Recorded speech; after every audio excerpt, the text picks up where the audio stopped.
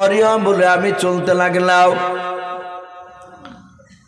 ঘন্টা খানিক ধরে আমি হেঁটে হেঁটে মরুভূমির ময়দানে নাই নদীর কিনারা দিয়ে চলছিলাম। বাঘ শুকনা পানির স্রোতে বাপজি ভেসে যাচ্ছিল। আল্লাহর কুদরতে বাপজি বাক্সটা ডুবে নাই। কিতাবে পাওয়া যায় মরিয়ম বলে দেখলাম ওই বাক্সখানা ভাসতে ভাসতে গিয়ে একেবারে হঠাৎ করে দাঁড়িয়ে গেল। এত স্রোত কিন্তু বাক্সটা আর যায় না। দেখলাম ওই নদীর কিনারায় একটা বিরাট বড় বাপজি বাড়ি দেখতে পেলাম। তফসিরে লেখা আছে ওই বাড়িটা ছিল ফেরাউনের বিলাসিতা করার বাড়ি। রাজা বাদশাদের বাপজি একটা বাড়িতে হয় না, কয়েকটা বাড়ি থাকে। অনেক রাজাদের বাপজি বাড়ি নদীর ওপরে দেখতে পাওয়া যায়। গরমের সময় বাপজি বাতাস খাওয়ার জন্য। বেঈমান ফেরাউনের বাপজি এক না দুই নাই, অনেকগুলো বাপজি ফেরাউনের বাড়ি ছিল। তার মধ্যে নীল দরিয়ার ধারে একটা বাড়ি ছিল। ওই বাড়ির দরজার কাছে নাই বাবা, ওই নদীর কিনারায় যে বাড়িটা রয়েছে সেই বাড়িটার কাছে গিয়ে একেবারে বাক্সটা কানা বাপজি গিয়ে লেগে গেল। মরিয়ম বলে আমি আড়াল থেকে আমি দূর থেকে দেখছিলাম, কেউ যেন বুঝতে না পারে আমি বাক্সটাকে ফলো করতে করতে আসতেছি। ফেরাউন তার বিবি বাপজি আসিয়া বলে নাম রয়েছে, হযরতে আসিয়া সেই জামানা বিশ্ব সুন্দরী আসিয়া তার স্বামীকে নিয়ে ফেরাউনকে নিয়ে বাপজি আনন্দ করেছিল নদীর পাড়ে। হঠাৎ করে আসিয়া বাক্সর দিকে নজর করলাম। আসিয়া বলেন স্বামী ওই দেখেন এত সুন্দর বাক্সখানা দেখতে পাওয়া যাচ্ছে, একেবারে আমাদের ঘরের কিনারায় লেগে গিয়েছে। রাসূল যখন আলোচনা করতে কিতাবে লিখেছে নবী মুচকে মুচকে হাসতে। সেই নবীটার নাম আমরা সকলেই জানি হযরতে মুসা কালিমুল্লাহ আলাইহি সালাম। এই মুসা নবী পৃথিবীতে যত নবী রাসূল আল্লাহ পাঠিয়েছে সব নবী রাসূলের মধ্যে থেকে সবচেয়ে মেজাজি নবী রাগিল নবী কে ছিলেন একটু জোরে বলো? এ হযরতে মুসা আলাইহি সালাম। আমরা শুনেছি আজরাইলকে দেখে মানুষ ভয় করে, পায়খানা পেশাব করে দেয় অনেক মানুষ। আর এই হযরতে মুসা আলাইহি সালাম আজরাইল আলাইহি সালামকে বাপজি এমন চড় মেরেছিলেন যা কোন নবী বাপজি কাজটা করতে পারে নাই। আরো এসেছে বাপজি মুসা নবীর একটা ঘটনা, এখনো পৃথিবীতে বাপজি সেটা নিদর্শন হয়ে দাঁড়িয়ে আছে। মিশরে বাপজি একটা জায়গায়, কারণ মুসা নবী তো মিশরই ছিলেন, আল্লাহ মিশর এলাকাতে ওনাকে পাঠানো হয়েছিল। তো কিছু মানুষের উপর রেগে গিয়ে মুসা আলাইহি সালাম একটা পাথরকে তুলে বাপজি মারতে গিয়েছিলেন। যখনই মারতে যাবেন মহান রব্বুল আলামিন ডাক দিয়ে বলেন এই মুসা, ওদেরকে আমি আল্লাহ মাফ করে দিয়েছি, তুমি মাফ করে দাও, পাথর ছেড়ে দাও। মুসা আলাইহিস সালাম আল্লাহর হুকুম পার সাথে হাতে পাথর ছেড়ে দিলেন। পাথরটা আজও পর্যন্ত বাপজি স্বর্ণের উপর দাঁড়িয়ে আছে, বলুন আলহামদুলিল্লাহ। এই মিশরের এলাকায় বাপজি এই ঘটনাটা এসেছে। এই মুসা আলাইহিস সালাম খুব রাগীল নবী ছিলেন। হযরতে সালমান ফারসি রাদিয়াল্লাহু তাআলা আনহু তিনি বলে, ওগো নবী আপনাকে দেখেছি অনেক নবী রাসূলের নাম করতে, কিন্তু আপনি মুসা নবী আলাইহিস সালামের কথা বলতে গিয়ে আপনি কেন মুচকে মুচকে হাসেন? উনি বলেছিলেন ওগো আমার সাহাবা, আমার মুসা নবী আলাইহিস সালাম এত মেজাজি নবী ছিলেন, কিন্তু আল্লাহকে এমন এমন প্রশ্ন করতেন আমার আল্লাহ রাগ করতেন না, বলুন আলহামদুলিল্লাহ। মুসা নবী ভয় করতেন না, রাগও আল্লাহ রাব্বুল আলামিন করতেন না। সেই মুসানবীর কথা বাবজি আপনাদের সামনে কিছু আলোচনা করে ইনশাআল্লাহ শেষ দোয়া নিয়ে আমরা বাড়ি যাব। বলুন ইনশাআল্লাহ। মা বোনেরা অনেকে আছে, আশা করি ওরা হয়তো শেষ দোয়া না করে বাড়ি যাবে না।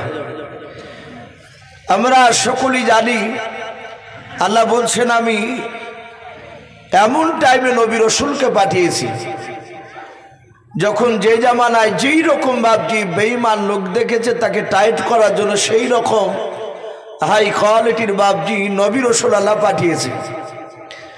আমরা জানি সারা পৃথিবীর দরদি নবী জনাবে মুহাম্মদ রাসূলুল্লাহ, বলুন সাল্লাল্লাহু তাআলা আলাইহি ওয়াসাল্লাম। আমার নবীকে মেরেছে বেঈমানেরা। নবী এরকম অনেক রিওয়ায়াত এসেছে নবী তার হাতটা ধরে রাসূলুল্লাহ চুমা খেয়েছে। তো ভাই তুমি আমাকে মেরেছে, তুমি মনে হয় কষ্ট পেয়েছো না? তুমি আমাকে মারলে আর তোমার হাতে মনে হয় লেগেছে? এরকম অনেক ঘটনা এসেছে। আল্লাহ রসুল তাদের জন্য বাবজি বদদুয়া করেননি, কাউকে দিয়ে বদদুয়া করতে দেয়নি। কিতাবে এসেছে নবী সাল্লাল্লাহু আলাইহি ওয়াসাল্লাম মক্কা নগরে বাবজি মসজিদে সেজদারত অবস্থায় ছিলেন। আমরা এই ঘটনাটা একেবারে পুরানো হয়ে গেছে শুনে শুনে। নবী সেজদায়, উদবা উতাইবা এই কুখ্যাত কয়েকজন বাবজি বেঈমান, তারা কাফির ছিল। তারা পচা উটের ভুঁড়ি নিয়ে এসে রাসূলুল্লাহর পবিত্র মাথাতে বাবজি দিয়ে দিল। শুধু দিয়ে দেয়নি, দিয়ে চেপে ধরে আছে নবী যেন মাথা তুলতে না পারে। একই তো দুর্গন্ধময় ভুঁড়ি পচা, তাতে চেপে ধরেছে নবীজির চেহারাটা বাবজি একেবারে ঘেপে গেছে। আমার বিশ্ব নবীর কলিজার টুকরা বিটি মা ফাতেমা জোহরা রাদিয়াল্লাহু তাআলা আনহাকে গিয়ে কে খবর দিয়েছে, হে ফাতেমা তোমার আব্বা বুঝি এতক্ষণ আর বেঁচে নাই। বলে কি হয়েছে আব্বা? আব্বা কোথায় আছে বললো। ডাক দিয়ে বললো তোমার আব্বা মসজিদে আছে রত সেজদারত অবস্থা। আর উদবা উতাইবাদেরকে দেখিলাম তারা পচা উটের ভুঁড়ি নিয়ে গিয়ে তোমার আব্বার মাথায় দিয়ে চেপে ধরে আছে। মা ফাতেমা জোহরা রাদিয়াল্লাহু তাআলা আনহা বাড়ি থেকে সোজা কাঁদতে কাঁদতে বাবা মসজিদে দৌড়ে চলে গেলেন। নবী আমার সেজদায় সারা পৃথিবীর জননী জনাবে মুহাম্মদ রাসূলুল্লাহ নয়, নবীজির বাপজি জননী মা ফাতেমা জোহরা রাদিয়াল্লাহু তাআলা আনহা বেঈমানদের কাছে গিয়ে বলেছিল, গোদবা সাইবারাও আমার আব্বা এমন কি তোমাদের অন্যায় করেছে মানাও? আমার আব্বা এমন কোন তোমাদের কোনো অন্যায় করে নাই। আর আমার আব্বার মাথায় কেন পচা উটের ভরে চেপে দিয়ে তোমরা কেন ধরে ধরে আছো চেপে মানাও? আমার আব্বাকে ছেড়ে দাও। আমার আব্বা মরে গেলে আমি কাকে আব্বা বলে ডাকবো, ছেড়ে দাও। বেমান উদবা সাইবারা বাপজি ফাতেমার কান্না দেখে তারা ছেড়ে দিল। নবীর কাছ থেকে বাপজি মসজিদের বাইরে গিয়ে দাঁড়িয়ে দেখতে লাগলো। আল্লাহ নবীর কলিজার টুকরা বেটে মা ফাতেমা জোহরা রাদিয়াল্লাহু তাআলা আনহা উটের পচা ভুঁড়িটা বাপজি সরে দিয়াও। আল্লাহর নবীজিকে বাপজি দোকানা ধরে নবী আমার ফাতেমাকে বুকের সাথে জড়ে ধরে বললেন, মা তোমাকে কে খবর দিয়েছে মানাও? মা ফাতেমা জোহরা কেঁদে কেঁদে বলেন, আমাকে একজন খবর দিল। আমি তার চেহারার দিকে ভালো করে দেখলাম। আমি ঘরের ভেতরে ছিলাম, বাড়ির ভিতর থেকে নাই বাহির থেকে আওয়াজ দিয়ে বলেছিল, ফাতেমা তোমার আব্বা মনে হয় আর বেঁচে নাই। ওগো আব্বা, আমি দৌড়ে চলে এসে আপনার মাথা থেকে ভুঁড়িটা সরে দিলাম। মা ফাতেমা জোহরা দুখানা বাপজি তুলে আল্লাহর কাছে বদদুয়া করতে লাগলেন, ওগো মালিক তোমার বিশ্ব নবী জনাবে মুহাম্মদ রাসূলুল্লাহ সাল্লাল্লাহু তাআলা আলাইহি ওয়াসাল্লাম আমার উনি আব্বা যান। ওগো মাওলা তুমি তো জানো আমার আব্বা কারো চুল পরিমাণ অন্যায় করে নাই, দোষ করে নাই। ওগো আল্লাহ, আমার আব্বাকে যারা আজকে কষ্ট দিতেছিল, যারা কষ্ট দিয়েছে তাদেরকে তুমি ধ্বংস করে দাও। আমার পেয়ারা হাবিব মার নবী দরুদ নবী আমার মা ফাতেমার হাত ওখানে জোরে জোরে বলেন, ওগো মা ফাতেমা, খবরদার তুমি আমার উম্মতের জন্য বদ্ধ করো না রে ফাতেমা। এই ফাতেমা শুনে না, কোরআন আল্লাহ আমাকে বলেছেন আমা আরসালনাকা ইল্লা রাহমাতাল লিল আলামিন। ওরে ফাতেমা, পৃথিবীতে আদম নবী আলাইহিস সালাম থেকে নিয়ে শুনে নাও ঈসা রুহুল্লাহ আলাইহিস সালাম পর্যন্ত এতগুলো নবী রাসূল আল্লাহ পাঠিয়েছেন। ফাতেমা, কাউকে আল্লাহ রাহমাতাল লিল আলামিন নবী উপাধি দেয় নাই, শুধু তোমার আব্বা জানকে রাহমাতাল লিল আলামিন নবী বলেছে। ওরে ফাতেমা, আমি নবী পয়গম্বর, আমি ওদেরকে মাফ করে দিয়েছি, বলুন সুবহানাল্লাহ। এই ছিল বাপজি রাসূল। এরকম বাপজি কোন নবী তার উম্মতকে ভাবে আপনার ভালো দোয়া খুব কমই করেছে। হযরত ইউনূস নবী আলাইহিস সালাম আমরা লাভ শুনেছি। ইউনূস নবী যখন দেখলেন গ্রামের লোকেরা তার কথাকে মানল না, ইউনূস নবী বলেন, আল্লাহ আর সহ্য করতে পারি নাই, তুমি দাও তোমার আযাব দিয়ে আমার এলাকাকে ধ্বংস করে দাও। ইউনূস নবী আলাইহিস সালাম বদ্ধ করে বাপজি পালিয়ে যাচ্ছিলেন। ওই যে নৌকায় যেতে গিয়ে বাপজি নৌকা ডুবে যাচ্ছিল। তখনকার মানুষের বাপজি একটা বিশ্বাস ছিল যে মানুষ যারা অতিরিক্ত গুনাহ করবে, অন্যায় করবে, তারা নদীতে পার হতে গেলে হয়তো ডুবে যাওয়ার সম্ভাবনা থাকবে। নৌকার মাঝে বলেছিল, মনে হয় নৌকাতে কোনো পাপী লোক রয়েছে, গুনাহগার মানুষ আছে। সবাই নিজের গুনাহার দিকে বাপজি তাকাতে লাগলো। লাস্টে ইউনূস নবী দেখলেন আমারই অন্যায় হয়েছে, আমি বদ করে পালিয়ে যাচ্ছিলাম। ইউনূস নবী বলেন, ভাই মাঝি, আমি হচ্ছি আল্লাহর কাছে গুনাহগার বান্দা। কেউ বিশ্বাস করছে না, কারণ উনি তো নবী। আমার বলার উদ্দেশ্য এই, প্রতিটা নবী বাপজি বদ্ধ করেছেন, মারতে গিয়েছে তার উম্মতকে। না, আপনার আমার রাসূল সাল্লাল্লাহু তাআলা আলাইহি ওয়াসাল্লাম বাপজি বদ্ধ করেনি। তা আল্লাহ রাসূল মুসা নবী আলাইহিস সালামের কথা বলতে গিয়ে হাসতে আমরা বসে আছি। আমি বলছিলাম যখন যে বাদশাহ, তখন সেই বাদশাকে টাইট করার জন্য সেই রকম নবী পাঠিয়েছিলেন। মুসা নবী জামানায় যে কুখ্যাত বেঈমান কাফের বাদশা ছিল, যার নাম বাপজি আমরা সকলেই জানি ফেরাউন বলে নাম। কোরআন শরীফ তাফসীর মারিফুল কোরআনে এসেছে, তার প্রথমে নাম ছিল বাপজি ফারা। এই ফারা থেকে ফেরাউন, এই বেঈমান ফেরাউন, তার লাশ আজও পর্যন্ত বাপজি মাটিতে খায় নাই। মিশরের বুকে বাপজি চিড়িয়াখানাতে বাপজি তাকে রাখা হয়েছে। আমাদের গ্রামের আমাদের প্রতিবেশী বাপজি চাচা হচ্ছে, তারা জাহাজে থাকে এবং মিশরে বাপজি তাদের সেই সময় তারা জাহাজে যাই হোক, সেখানে পৌঁছানোর পরে বলছিলেন যে আমরা ফেরাউনকে দেখতে গেলাম। আমরা অনেকে দেখেছি ইউটিউবে নেটের মাধ্যমে শুকটি মাছের মতো শুকিয়ে পড়ে আছে। ওনারা বলছিলেন যে খুব বেশি দূর থেকে আমরা দেখি না, একেবারে কাছাকাছি। মনে হয়েছে কয়েক মাস আগে সে মারা গিয়েছে। আল্লাহ কোরআন পাকে বলেছেন তাকে কিয়ামত পর্যন্ত খাবে না। নীল দরিয়াতে ফেরাউন কয়েক শত বছর পানি এবং কাদাতে মিশ্রিত অবস্থায় ছিল। বাপজি আমার সোনা লালেরা, এ ফেরাউন এত বড় বেঈমান, কিতাবে লিখেছে ই শুধু নবীকে বাপজি আপনার কষ্ট দিয়েছে তা নয়, হাদিস শরীফে পাওয়া যায় নবীজির বাপজি আপনার দুটো সন্তানকে এবং সেই নবীর স্ত্রীকে পর্যন্ত বাপজি ফেরাউন মারতে বাপজি দ্বিধাবোধ করে নাই। কিছু বলছো নাকি? না, এ ফেরাউন এত বড় বেঈমান। আপনারা মনে মনে চিন্তা করবেন ফেরাউন কোন নবীর দুই ছেলেকে মারলো। তাফসীর মারিফুল কোরআনে এসেছে মুসা আলাইহিস সালামের জামানায় কয়েকটা জিন্দা নবী একসঙ্গে ছিল। বলুন আলহামদুলিল্লাহ। কিন্তু আপনার আমার রসুলকে বাপজি এমন একটাই পাঠিয়েছেন, গোটা পৃথিবীর মধ্যে নবী আমার একাই ছিল রসুল। বলুন আলহামদুলিল্লাহ। আর মুসা নবীর জামানায় কয়েকটা নবী রসুল জিন্দা ছিলেন।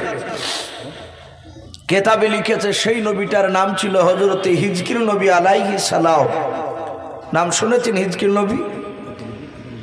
এই হিজকিল নবী আলাইহিস সালাম তিনি নবী ছিলেন, রসুল ছিলেন না। উনি ওনার দুটো সন্তানকে রেখে, ওনার বিবিকে রেখে দুনিয়ার বুক থেকে তিনি বিদায় নিয়ে চলে যায়। কেতাবে লিখেছে বেঈমান ফেরাউন যখন খোদা দাবি করেছিল, ওই সময় হিজকিল নবীর দুটো সন্তান, তার মা দুই সন্তানকে নিয়ে ফেরাউনের বাড়িতে বাপজি কাজ করত। ফেরাউনের বাপজি একটা বাড়ির দাসী এসে বলল, হে হিজকিল নবীর স্ত্রী শোনো, তুমিও দাসী আমিও দাসী, তুমিও বাদী আমিও বাদী। ফেরাউন খোদা দাবি করেছে, তোমাকে খোদা মানতে বলেছে ফেরাউনকে। হিজকিল নবীর স্ত্রী বলেছিল কণ্ঠে জান থাকাকালীন পর্যন্ত, আমরা কেউ, আমার দুই সন্তান এবং আমি তিনজনা মিলে আল্লাহকে ছাড়া আমরা কাউকে আল্লাহ বলে মানতে রাজি নাই। বলুন আলহামদুলিল্লাহ। যারা প্রকৃতি ইমানদার হবে, আল্লাহওয়ালা হবে, তারা পৃথিবীর শক্তি কাউকে ভয় পায় না, একমাত্র আল্লাহকে ছাড়া। ফেরাউনের আরেকটা দাসী গিয়ে ফেরাউনকে বলল যে তোমাকে আল্লাহ বলে মানবে না। বলে মানবে না? বলে নাও। ফেরাউন কয়েক হাজার তার প্রজার সামনে এই হিজকিল নবীর স্ত্রীকে ডাকলো। ফেরাউন বলল, হে আমার প্রজারা, এই কয়েক হাজার লোকের সামনে একটা কড়াই নিয়ে এসো। খাজুরে যে রহজাল দেয়, যে আমরা তাওয়া বলি, অনেকে কড়া বলি। তাওয়া নিয়ে এসে তাতে তেল ঢেলে দিয়ে তলে আগুন ধরে দাও। তলে কাঠকুটালি দিয়ে বাপজি আগুন ধরে দিল। দাও দাও করে আগুন জ্বলছে, আর তাওয়াতে যে তেল রয়েছে সে তেলটা টকবক টকবক করে পড়ছে। হিজকিল নবীর স্ত্রীকে ডেকে নিয়ে আসলো। তাফসীর মারিফুল কোরআন এসেছে তার বড় ছেলেটার বয়স ছিল বছর 4 হবে, হাঁটতে শিখাচ্ছিল। ছোট ছেলেটার বয়স মাত্র 7 মাস। হিজকিল নবীর স্ত্রীর সেই সময় তার সন্তান দুধ পান করছিল, ছোট ছেলেটা। ফেরাউন চিৎকার করে হিজকিল নবীর স্ত্রীকে বলে, এখনো সময় আছে, বল তুই আমাকে আল্লাহ বলে মানবি কিনা? হিজকিল নবীর স্ত্রী বলল, না, আমি জীবন দিতে রাজি আছি, কিন্তু তোমাকে খোদা বলে মানতে রাজি নাই। আমি আল্লাহ বলে মানব না তোমাকে, আমি একমাত্র আল্লাহকে মানি। আর মুসা নবী পয়গম্বর আলাইহিস সালামকে আমি আল্লাহ রসুল নবী বলে মানি। হিজকিল নবীর সামনে নয়, তার স্ত্রীর সামনে ফেরাউন চিৎকার করে বলল, হে হিজকিল নবীর স্ত্রী, এই বাদী শুনে নাও, তুমি যদি আমাকে আল্লাহ বলে না মানো, তাহলে তোমার যে বড় ছেলেটা রয়েছে, তোমার চোখের সামনে তোমার সন্তানকে তেলের কড়াইতে ছেড়ে দেওয়া হবে। জীবন্ত তোমার ছেলেকে তেলের কড়াইতে ছেড়ে দিয়ে তাকে দুনিয়ার বুক থেকে তাকে শেষ করে দেওয়া হবে। বলে রাজি আছে, তোমাকে খোদা বলে মানতে রাজি নাই। হিজকিল নবী আলাইহিস সালামের বড় ছেলেটাও হিজকিল নবীর বাপজি বিবির হাতখানা ধরে বলেছিল, মা ওই লোকটা কেন আমাকে বারবার বলছে তেলের কড়াইতে ছেড়ে দেবে, ফেলে দেবে? ওগো মা, ওই তেলের কড়াইতে ওই লোকটা ফেলে দিলে আমি তো আর জিন্দা থাকবো না, মারা যাব। ও মা, তুমি বারণ করো লোকটা যেন আগুনের তেলের কড়াইতে যেন আমাকে যেন না ফেলে দেয়। হিজকিল নবীর স্ত্রী কান্না করে করে বলেছিল, বেটা, এটা আল্লাহ আমাদেরকে পরীক্ষা নিয়েছে রে বাবা। ওই লোকটা মিশরের বড় বাদশাহ বেঈমান ফেরাউন, সে খোদা দাবি করেছে রে বাবা। তোমার আব্বা ওর বিরুদ্ধে কথা বলেছিল, মুসা নবী ওর বিরুদ্ধে কথা বলেছে। শুনে নাও বাবা, ওকে আল্লাহ বলে মানাও। তুমি আর আমি শুনে নাও, এক আল্লাহকে ছাড়া কাউকে মানব নাও। যদি তোমাকে তেলের কড়াইতে ছেড়ে দেয় রে বাবা, জীবনটা চলে গেল মৃত্যুর উপর, নিশ্চয় আল্লাহ তোমাকে জান্নাতে দিবে। বলুন সুবহানাল্লাহ। ইমানের তালকিন করলেন। হিজকিল নবীর বাপজি বড় ছেলে আর কিছু বলল না, বলল মা, তুমি চিন্তা করো না, তাহলে জীবন দিতে আমিও রাজি আছি। ফেরাউন তার দলবলকে বলো, তাড়াতাড়ি বাচ্চাটা ধরে নিয়ে এসে তেলের কড়াইতে ছেড়ে দাও। হিজকিল নবীর বড় ছেলেকে বাপজি তেলের কড়াইতে ছেড়ে দিলাও। ছেলেটা আল্লাহ বলে বাপজি কয়েকবার ডাক দেওয়ার পর ওই ছেলেটা দুনিয়ার বুক থেকে বিদায় নিয়ে চলে গেল। হিজকিল নবীর স্ত্রী বলেন, আমি দেখলাম তেলের কড়াইতে আমার বড় ছেলেটাকে দেখলাম, তার চামড়াগুলো গোস্তগুলো তেলের সাথে বাপজি পাইল হতে লাগলো, আর শরীরের যে হাড়গুলো বাপজি জোড়া জোড়া হয়েছিল, এক এক বাপজি হাড়গুলো বাপজির দেহ থেকে বাপজি খসতে শুরু করলো।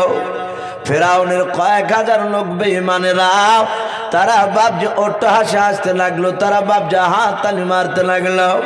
ফেরাউন আবার ডাক দিয়ে বলেছিল, ওরে হিজকিল নবীর বেবি, শুনে নাও, তোমাকে আর একটা সুযোগ দেওয়া আছে।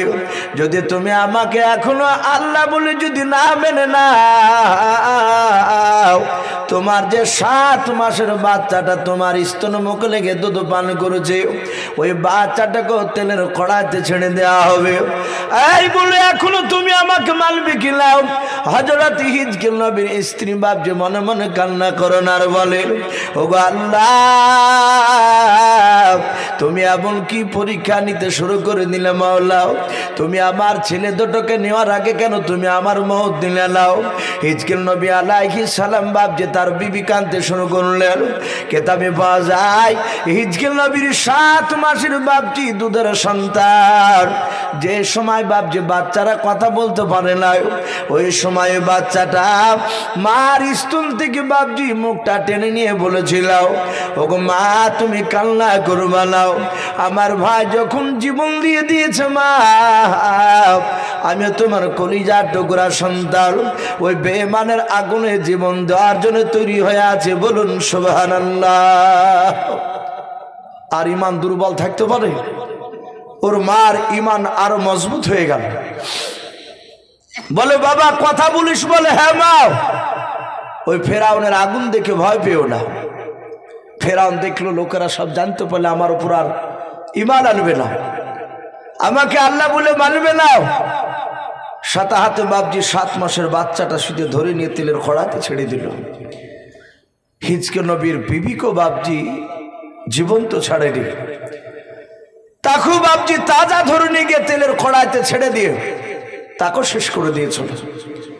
হিজকিল নবীর স্ত্রী একটা কথা বলেছিল মৃত্যুর পূর্বে, হে ফেরাউন, তেলের কড়াইতে ছাড়বা, এটা আমার দুঃখ নাই, কিন্তু বাচ্চা দুটোকে আমি সেইভাবে মানুষ করতে পারলাম না শুধু তোমার কারণে।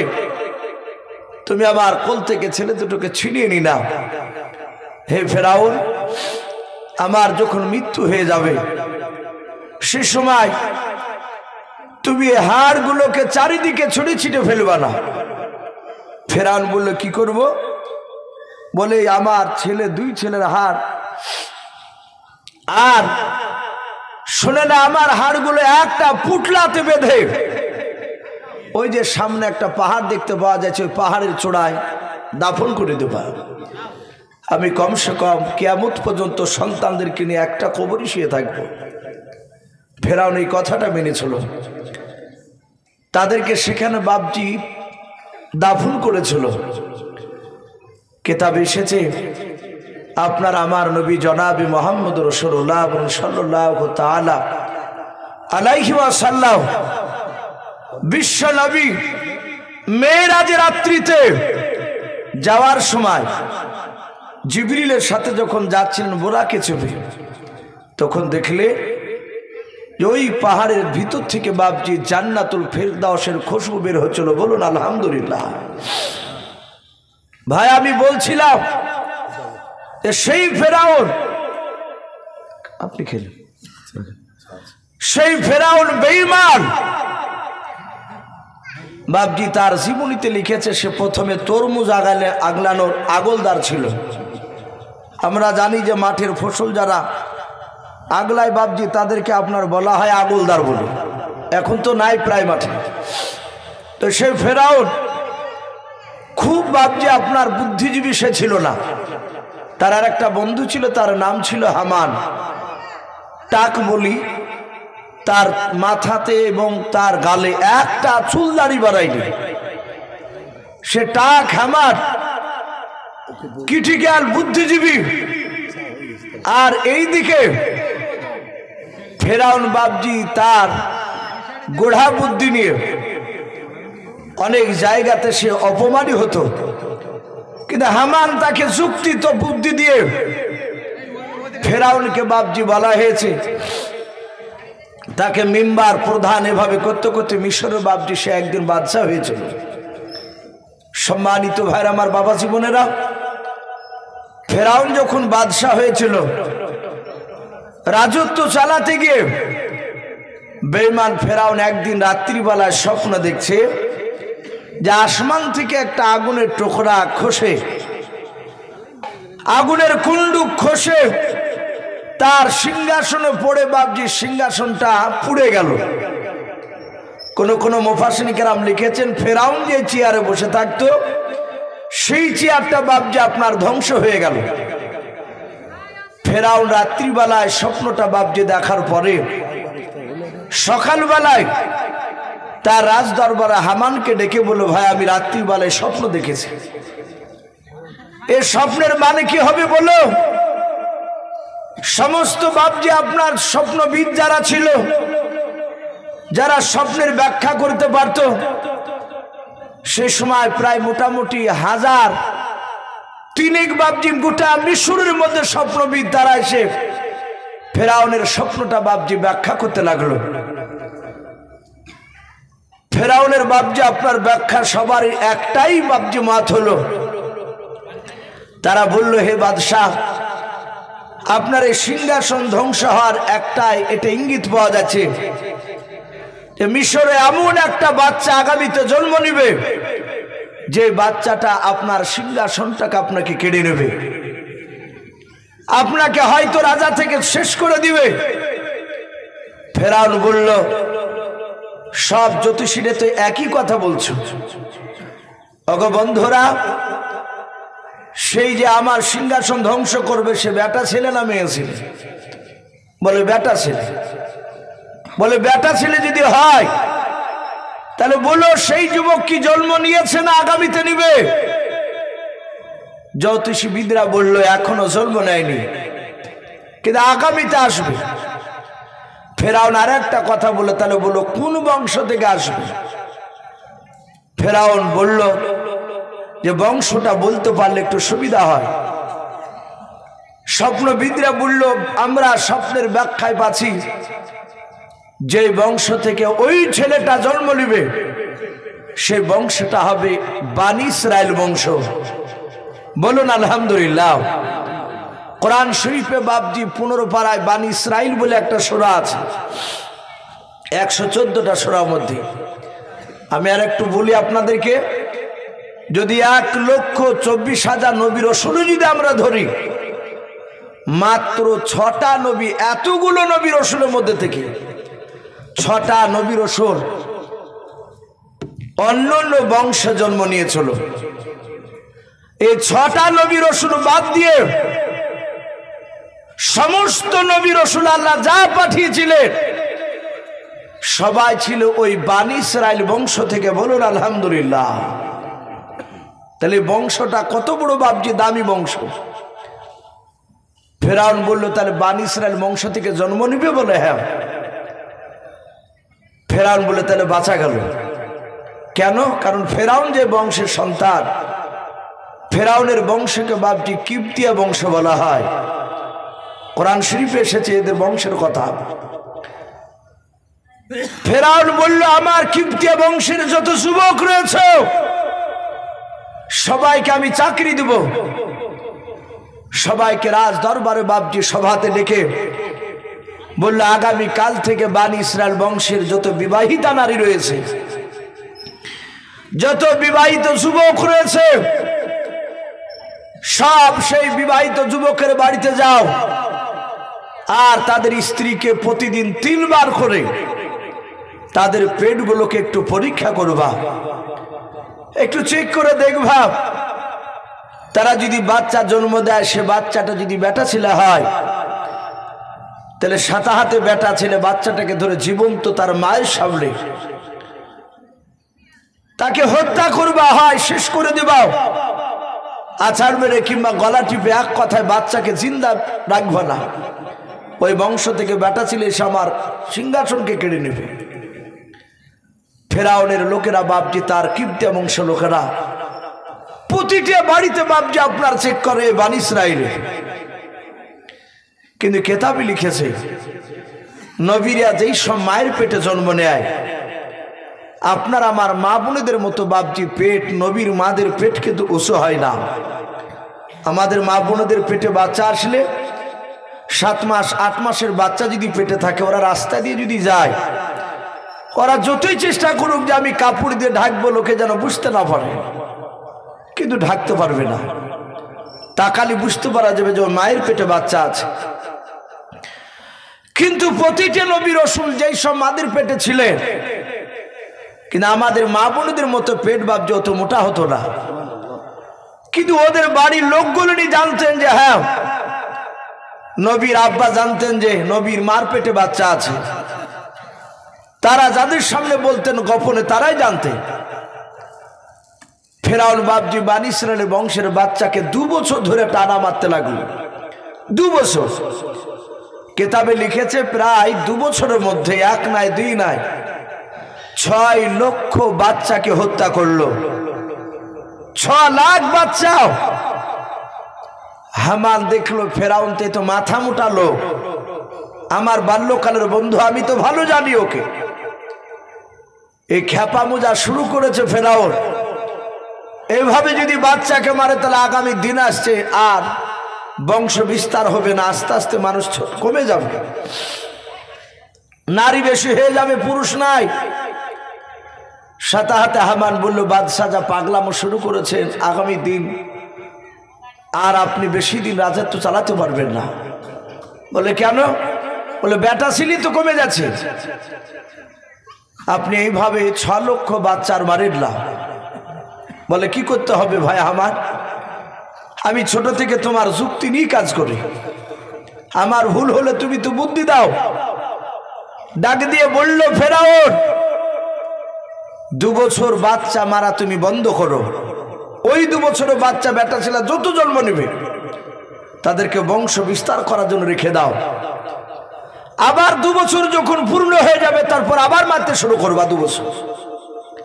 ফেরাউন বলল কথা তো তুমি লিগ্যাল যুক্তিসঙ্গত বলেছো, খারাপ বলো না। ফেরাউন আবার তারা সভাতে বাপজি কিবতিয়া লোককে ডেকে বলল আগামী কাল থেকে টানা 2 বছর আর কোনো বাচ্চাকে বনি ইসরাইলের বেটা ছেলে মারিব না। আল্লাহ বলছেন ওরে ফেরাউন, যেই সময় বাচ্চা মারতে বারণ করলি ওই সময় আমার নবী মুসাকে পাঠাবো না। কিতাবে লিখেছে মুসা নবীর বড় ভাই হারুন বলে নাম, তাকে বাপজি পাঠিয়ে দেওয়া হলো। বলুন আলহামদুলিল্লাহ। উনি জন্ম নিলেন, 2 বছরের বাচ্চা উনি বেঁচে গেলে। 2 বছর পর যখন বাপজি আবার মারার হুকুম হলো, মহান রব্বুল আলামিন বলছেন আমি ওয়া হুয়া আলা কুল্লি শাইইন কাদির, আমি সর্বশক্তিমান, আমি আল্লাহ, আমি যেটা ইচ্ছা করব সেটা হয়ে যাবে, আমার বিরুদ্ধে কেউ খাড়া হতে পারবে না। সম্মানিত ভাইরা আমার, বাবা জীবনেরাও, আমরা পেপার পত্রিকায় মানুষের মুখে মুখে শুনলাম এই মাস 3 আগে ফিলিস্তিনে যে বাবজি যুদ্ধ চলছিল, এখন আর একটা মানুষও বলছে না যে ফিলিস্তিনে মারামারি চলছে। তা শুনতে পাওয়া যাচ্ছে কোনো চায়ের দোকান। আমরা দোয়া করেছি মসজিদে নামাজে, প্রায় মানুষ করি না, আপনারা করেননি? ইসরাইল জানোয়াররা ভেবেছিল ফিলিস্তিনকে শেষ করে দেবে, কিন্তু আমাদের তো আল্লাহ আছে। আল্লাহ এত শক্তি দিয়েছে, এই ইসরায়েলের সাথে আমেরিকাও বাবজি চোখ দিয়েছিল, আরো অনেক দেশ যোগ দিয়েছিল। সবাই লেজ গুটিয়ে বাবজি পালাতে পালাতে ইসরায়েলও বাবজি পালাতে শুরু করেছে। এখন বলছে যুদ্ধ বন্ধ রেখে দাও। হ্যাঁ, তো ক্ষতি হচ্ছে ওদের। এ হচ্ছে আল্লাহ বলছেন আমি ওয়াহু আলা কুল্লি শাইইন কদির, আমি সর্বশক্তিমান। ওরা বলছে ফিলিস্তিনের যুবকেরা, আমাদেরকে কেউ যেন আওয়াজ দিয়ে বলছে হে যুবকেরা, তোমরা ভয় পেও না, তোমাদের সাথে আমি আছি, বলুন আলহামদুলিল্লাহ। এটা গায়বী মদদ। বাবজি আমার সোনা লালেরা, আল্লাহ বলছেন হে ফেরাউন, তুই মারা বন্ধ করলি, ওই সময় পাঠাবো না, মারা চালু করলি, ওই সময় নবীকে পাঠাবো, তুই জানতে পারবি না। মুসা নবীর মার পেট থেকে বাবজি মুসা নবী জন্ম নিলেন, বলুন আলহামদুলিল্লাহ। ফেরাউনের লোকেরা বাবজি তারা পরীক্ষা করে বুঝতে পারে নাই, তারা জাহাতে চলে গিয়েছে। মুসা নবী পয়গম্বর আলাইহিস সালাম তার মার কোলে আছে। মুসা নবীর নাম মুসা, ওর মাও বাবজি জানে না। হঠাৎ করে শিকল আওয়াজ, বলে কে? বাহির থেকে একটা যুবক কথা বলছেন যুবকের গলায়, হে মুসার মা, তোমার কোলে যে মুসা আছে, ওই মুসা নবীর হেফাজতে এসেছি, বলুন আলহামদুলিল্লাহ। মুসা নবীর মা, উনি ভয়ে থরথর করে কাঁপতে শুরু করে দিলেন, মওলাও,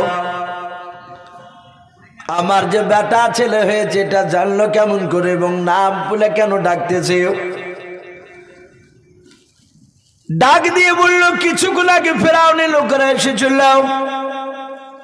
তারা আমার বাড়ি খানাকে ইনকোয়ারি করে চলে গিয়েছে, বাড়িটা আমার এমনকি শরীরখানা চেক করে দেখেছে, তারা বুঝতেও পারে নাই। আর তুমি কে?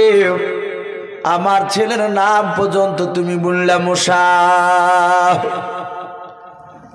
যিনি দাঁড়িয়ে ডাক দিয়েছিলেন তিনি বলুন, আমি মুসাফির, আমি একজন আল্লাহর ফেরেশতা, হযরতে জিবরিল আলাইহিস সালাম, বলুন সুবহানাল্লাহ।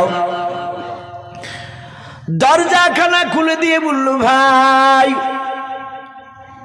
কি বলতে চাইছো বলো? তোমার বাচ্চা তোমার বাড়িতে নিরাপদ নাই। বলে কি করা লাগবে? বলে ছোট্ট একটা বাক্স বানাও, বাক্সের ভিতরে তোমার বাচ্চা মুসাকে ভরে দিও, তুমি ওই নীল দরিয়ার পানিতে নদীতে তুমি ছেড়ে দাও, স্রোতে ভাসতে ভাসতে চলে যাবে। মুসা নবীর মা কাদার বলেন, ও আল্লাহ, এত বড় তুমি আমাকে পরীক্ষা নিতেছো। ডাক দিয়ে বলেন, ভাই বাক্স কোথায় পাবো? আমার কাছে তো এমন কোনো তক্তা নাই। ডাক দিয়ে বলো, বাক্স তোমাকে করা লাগবে না, শুধু একবার আমাকে হুকুম করো, আমি কয়েক সেকেন্ডের মধ্যে বাক্স বানিয়ে দেব।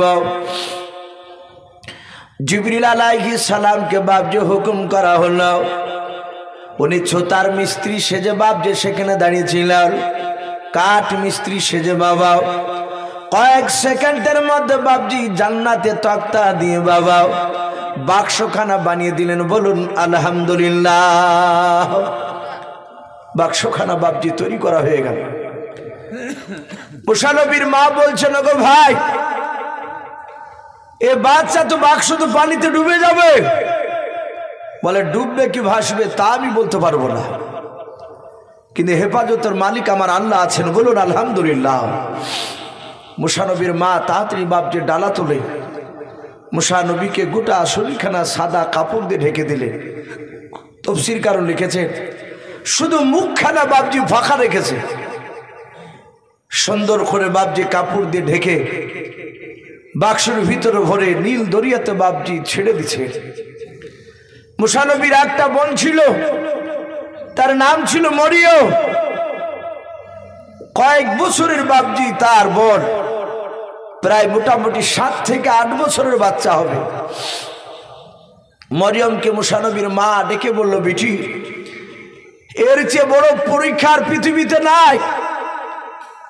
ফেরাউনের লোকের কাছ থেকে বাঁচানোর জন্য এই ভদ্রলোক বলল নীল দরিয়াতে ছেড়ে দাও। ওরে আমার বিটি মরিয়ম, আমি নীল দরিয়াতে বাক্স, তোমার ভাইয়ের বাক্স ছেড়ে দিলাম, তুমি নদীর অপর দিয়ে, তুমি পানির অপর দিয়ে নদীর কিনারা দিয়ে তুমি এমন ভাবে যাবা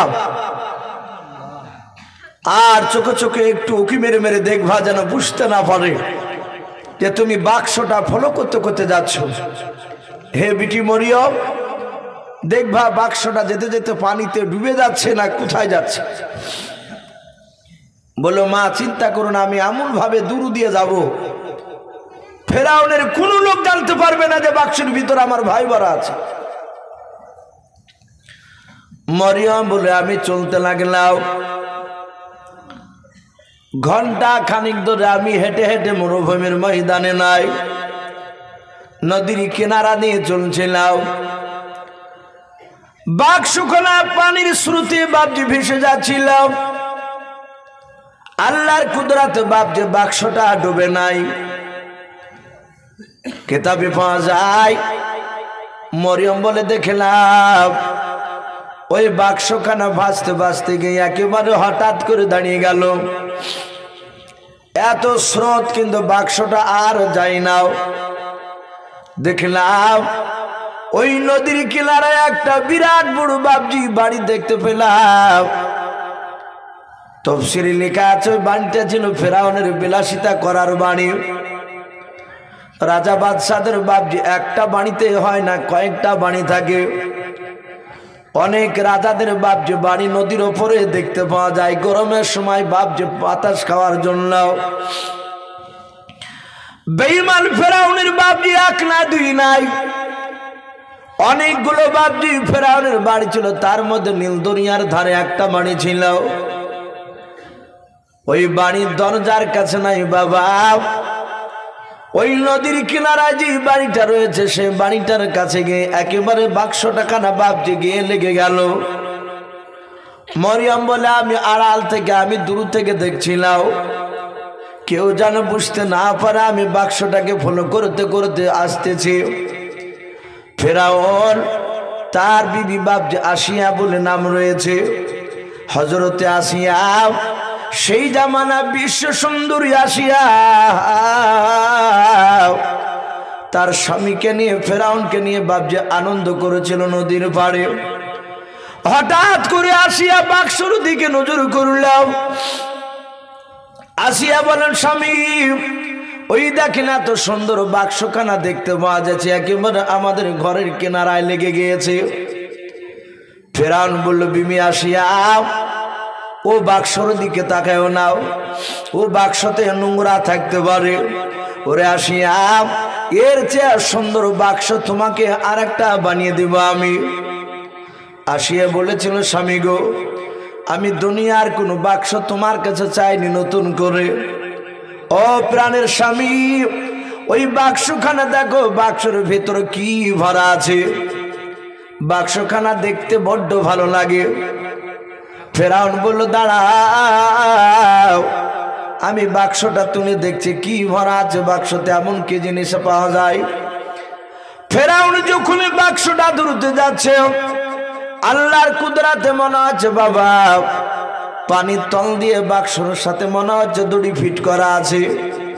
বাক্সটা যাতে ধরতে গেল আর বাক্সটা মাঝ নদীর দিকে আবার পেছন দিকে বাপজি হেঁটে চলে গেল।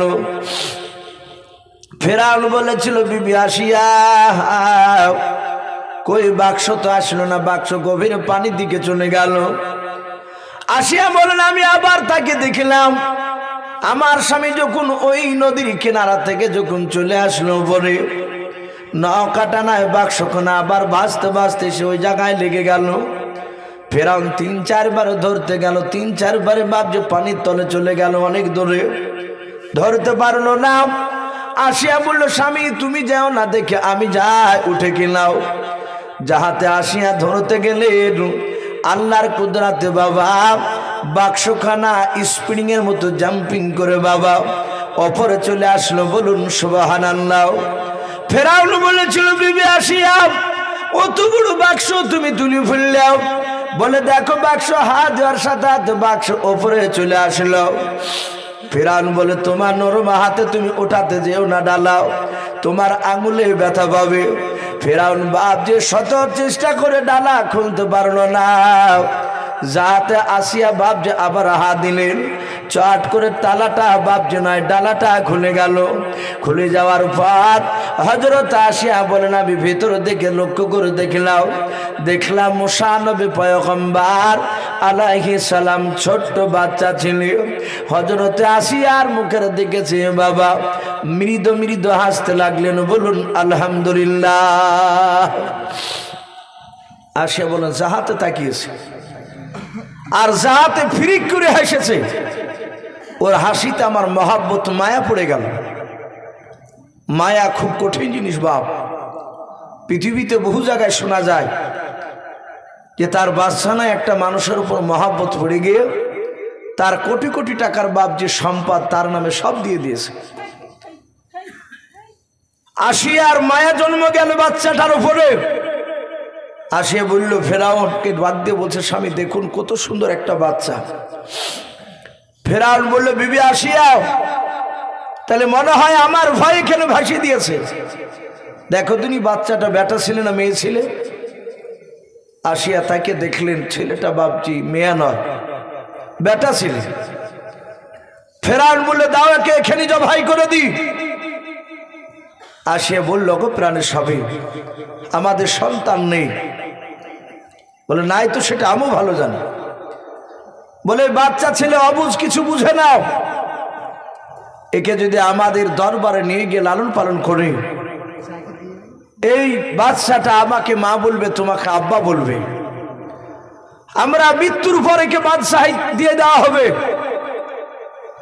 এ কেমন করে আমাদের দুশমন হবে? ফেরাউন বলল কথা তুমি খারাপ বলোনি, কই দেখি বাচ্চাটা কেমন। যাহাতে বাপজি ফেরাউন বাচ্চা মুসা নবীর দিকে তাকিয়েছে। মুসা আলাইহিস সালাম চোখটা একটু টেরা করে তাকালছে। তফসিরে এসেছে ফেরাউন বলছে ওই বাচ্চা বেলাতে আমি যাহাতে তাকালছি আর আমার ভিতরটা চমকে উঠেছে। ও তো জানে না, কিন্তু মুসা উনি তো নবী।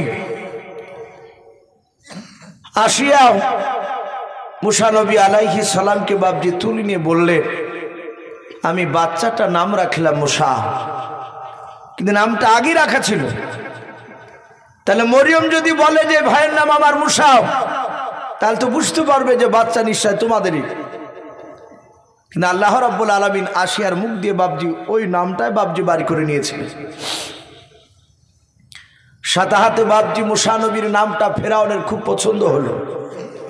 ফেরাউন বলল বিবি আসিয়া খুব তো দারুণ নাম বলেছ, এই নাম তো আমার মিশরও কোথাও দিত আমি পাই নাই। বলুন আলহামদুলিল্লাহ। কিন্তু কেতাবে লিখেছে মুসা নবী জন্ম নেওয়ার পরে আর একটা মুসা নবীর নামে নাম ছিল, নাম রেখেছিল। ফেরাউন তার বিবিকে বলল বাচ্চা উঠিয়ে নাও, তাহলে বাচ্চা মুসা আমাদের আজ থেকে সন্তান। রাজ দরবারে এসে ফেরাউন বলল আমার ছেলে মুসাকে আমি বেঁচে থাকা অবস্থায় কেউ যদি বলো যে মুসা ফেরাউনের বেটা নয়, এই কথা জবান দিয়ে যে বের করবে তাকে সাথে হাতে তাকে মৃত্যুদণ্ড করা হবে, জবাই করে দেওয়া হবে। লোকের ভয় হয়ে গেল, কারণ ই তো বদমাইশ বাদশা, খামখেয়ালি বাদশা যাকে বলে। লোকের সবাই ভয়, কেউ আর বলে না, সবাই ফেরাউনের বেটা বলে। আর সে বলল, অনেকক্ষণ ধরে নিয়ে এসেছি, আমার তো স্তনে দুধ নেই, কারণ বাচ্চা তো আমি জন্ম দিইনি, তাহলে বাচ্চা খাবে দুধ কোথা থেকে? ডাক দিয়ে বলল, অনেক দাইমা আছে আমার দেশে, তাদেরকে ডাকছে। ফেরাউন হামানকে বলল, আমার ছেলেকে বাঁচানোর ব্যবস্থা শুরু করে দাও। যেই দাইমা আসবে, আমার ছেলে মশাকে যে মানুষ করবে তাকে মোটা টাকা দেওয়া হবে। হামান রাজ দরবারে গিয়ে বাপজি প্রচার শুরু করে দিল। গই গ্রামে বাপজি আপনার ঢোল পিটিয়ে দিল, কে আছো? আমার বাদশাহ ফেরাউনের ছেলেকে কে মানুষ করবে? যার দুধে মুখ লাগিয়ে দুধ পান করবে তাকে মোটা অঙ্কের টাকা দেওয়া হবে। এক না দুই না, বাপজি প্রায় 750 মতো বাপজি দাইমা হাজির হলো। এক এক করে বাপজি সবারই বাপজি স্তন মুখ লাগায়, কিন্তু মুসা নবী পয়গম্বর আলাইহিস সালাম কারো স্তন মুখ লেগে বাপজি দুধ টানে নাই। বলুন সুবহানাল্লাহ। মুসা নবী মায়ের দিকে তাকায়, যেই মেয়েটা মুসা নবীকে কোলে নেয়, মুসা নবী তাকিয়ে দেখে ইনি আমার জনম দক্ষিণে মা নয়। এত চেষ্টা করে বাপজি খাওয়াতে পারে না, মুসা নবী শুধু কাঁদে। এইভাবে বাপজি আপনার কয়েক শুধু বাপজি দাইমারাও সবাই বাপজি আপনার ফেলোয়ার হয়ে গেল, কেউ খাওয়াতে পারলো না। ফেরাউন এতক্ষণ বাবা ওই বাক্স থেকে বাপজি মুসা নবীকে তোলার আগে মুসা নবীকে মারা নিয়ে ব্যস্ত পড়েছিল, কিন্তু এবার মুসা নবীকে বাপজি বাঁচানো নিয়ে বাপজি বাতিবাস্ত হয়ে পড়েছে। ঘাম কপাল দিয়ে বেড়ে গিয়েছে। চিন্তা করে বলেন, আসিয়া আমার ছেলে মুসাকে মনে হয় আর বাঁচাতে পারা যাবে না। ফেরাউন বলে, কেউ কি নাই আমার দেশে বাচ্চাকে দুধ খাওয়ানোর মতো দাইমা। হঠাৎ করে বাপজি মরিয়ম দূর থেকে দেশখানা দেখতেছিলেন। মুসা নবীর বোন এ মরিয়ম বাপজি আপনার অজানার ভান করে গিয়াও ডাক দিয়ে বলেছিল, ওগো বাদশাহ নামদার, আমি অনেকক্ষণ ধরে দেখলাম অনেক মেয়েরা তোমার ছেলেকে দুধ খাওয়ানোর জন্য নিয়ে গেল, কারো স্তন মুখ লেগে দুধ পান করে না। যদি কিছু মনে না করো, আমার বাড়ির পাশে এমন একটা দাইমা জানা আছে, আমার সেই দাইমাটা আমার ধারণা তোমার বাচ্চার কাছে নিয়ে আসলে ওই বাচ্চাটাও আমার ওই তাই তোমার মুসা ছেলে ওই দাইমার দুধ না খেয়ে থাকতে পারবে না। বলুন সুবহানাল্লাহ। ফেরাউন ঝাড়িয়ে ধরো, বলে, তোর নাম কি? বলে, আমার নাম মরিয়ম। বলে, আমি কয়েক ঘন্টা ধরে ছটফট করছি, তাড়াতাড়ি ডেকে নিয়ে আয়। হযরত মরিয়ম বাপজি সুজা দৌড়ে বাপজি চলে যাচ্ছে। ওইদিকে মুসা নবী মরিয়মের মা দরজার গুড়িতে দাঁড়িয়ে দাঁড়িয়ে শুধু অপেক্ষা করেছে কখন আমার মরিয়ম বেটে এসে বলবে, বেটা কি অবস্থায়। হযরত মরিয়ম দৌড়ে গিয়ে বলেছিল, মা। ওইদিকে মুসা নবীর মা চিৎকার করে বলেছিল, বেটি মরিয়ম। বলে, আমার মুসা বেটা কি হয়েছে, পানিতে নাকি ডুবে গেল। বলে, মা আমার ভাই মুসা পানিতে ডুবে নাই। বলে, কি হয়েছে? বলে, মা গো, আমার ভাই মুসা ফেরাউনের কোলে বসে আছে। বলুন আলহামদুলিল্লাহ। হযরত মুসা নবীর মা ভয় বাপজি আপনার হতভম্ব হয়ে চিৎকার করে বলেছিল, ওগো আমার বেটে, বলো যার ভয়ে নীল দরিয়াতে ছেড়ে দিলাও তার কোলে কেন বসে আছে? মুসাকে কি মেরে ফেললো নাকি? বলে, মা আমি ঘন্টা চারেক থেকে আমি দাঁড়িয়ে দাঁড়িয়ে দেশখানা দেখছিলাম। ফেরাউন আমার ভাই মুসাকে বেটা বলে মেনে নিয়েছে, একটা লোকও বলে নাই যে এটা মুসা নবী ফেরাউনের বেটা নাই। ও মা, কয়েক শুধু আপনার দাইমা এসেছিল, আমার ভাইকে দেখলাম সবারই মুখের দিকে তাকার, ট্যা ট্যা করে কান্না আরো বেশি করে, কারো স্তনে মুখ লেগে দুধ পান করে নাই। ওগো মা, আমি তোমার কথা বলেছি শুনে নাও, যেন জানতে যেন না পারে যে তুমি তার মা, এমন ভাবে তুমি অভিনয় করবা গো মা, যেন জানতে যেন না পারে যে আমার মুসা ভাই তোমার কলিজার টুকরা ছিল। হযরত মুসা নবীর মা ডাক দিয়ে বলেছিল, ওরে আমার বিটি, আমি মায়ের জন্য অনেক কিছু করতে আমি রাজি আছি। দেখবেন বাস্তবে বাবা, আমাদের অনেক সন্তানের বাপ মারাও অনেক ছোট কাজ বাপজি পর্যন্ত করে ফেলে ছেলের জন্য, ছেলেকে বাপজি শুধু বাঁচানোর জন্য। হযরত বাপজি মুসা নবীর মা আপনার অজানার ভান করে চলতে শুরু করলেন। মরিয়ম ডাক দিয়ে বলেছিল, বাদশাহ এই দেখেন আমার সেই দাইমাও, আমার মনে হয় আপনার ছেলে মুসাকে যদি একটিবার যদি দেন, এই দাইমার দুধ না খেয়ে থাকতে পারবে না। হযরত মুসা নবীর মা ডাক দিয়ে বলল, বাদশাহ আশা করি আমার স্তনে মুখ লাগিয়ে আপনার ছেলে দুধ পান করবে। যাতে বাপজি মুসা নবীর মার গলার আওয়াজ ফেরাউনের রাজ দরবারে বাপজি মুসা নবীর কানে পৌঁছে গিয়েছে।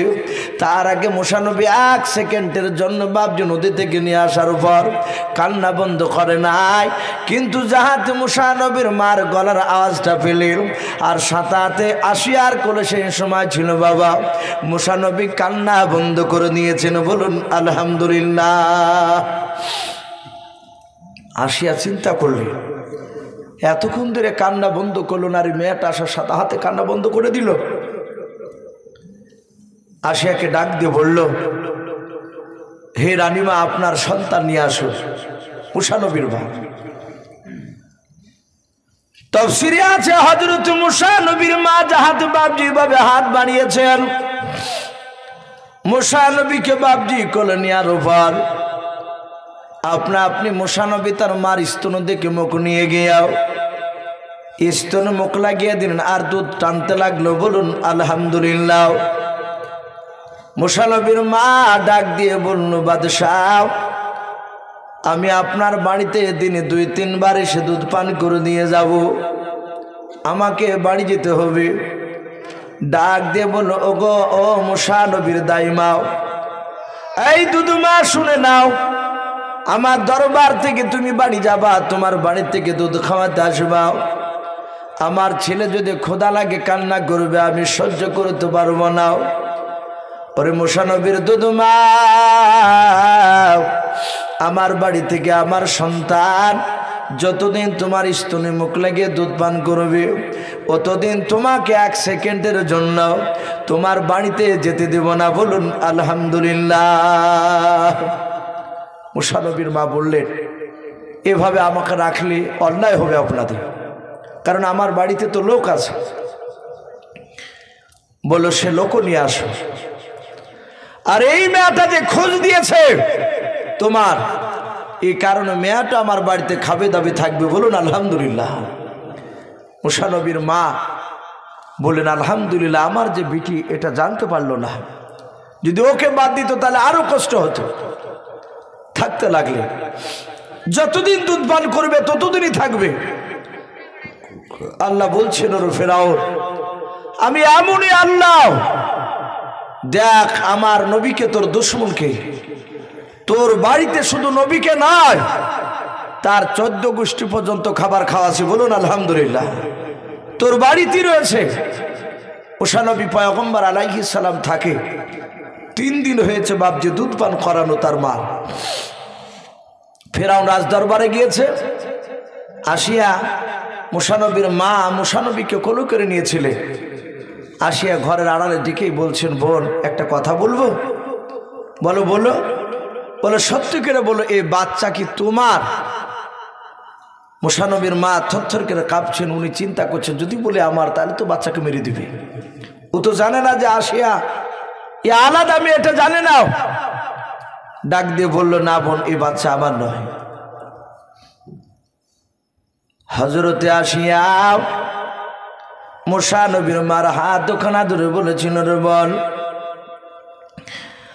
এই বোন আমার এটা সন্দেহ রয়েছে প্রথম দিন থেকে নিয়েও যখনই তুমি আমার রাজ দরবারে এসে তুমি কথা বললেও আর আমার ছেলে আমার কোল থেকে কান্না বন্ধ করে দিলাও, আমি সেদিন থেকে ধারণা করেছি রে বোন, এ বাচ্চা অন্য কোনো মেয়ের নাই, তোমারই বাচ্চাও।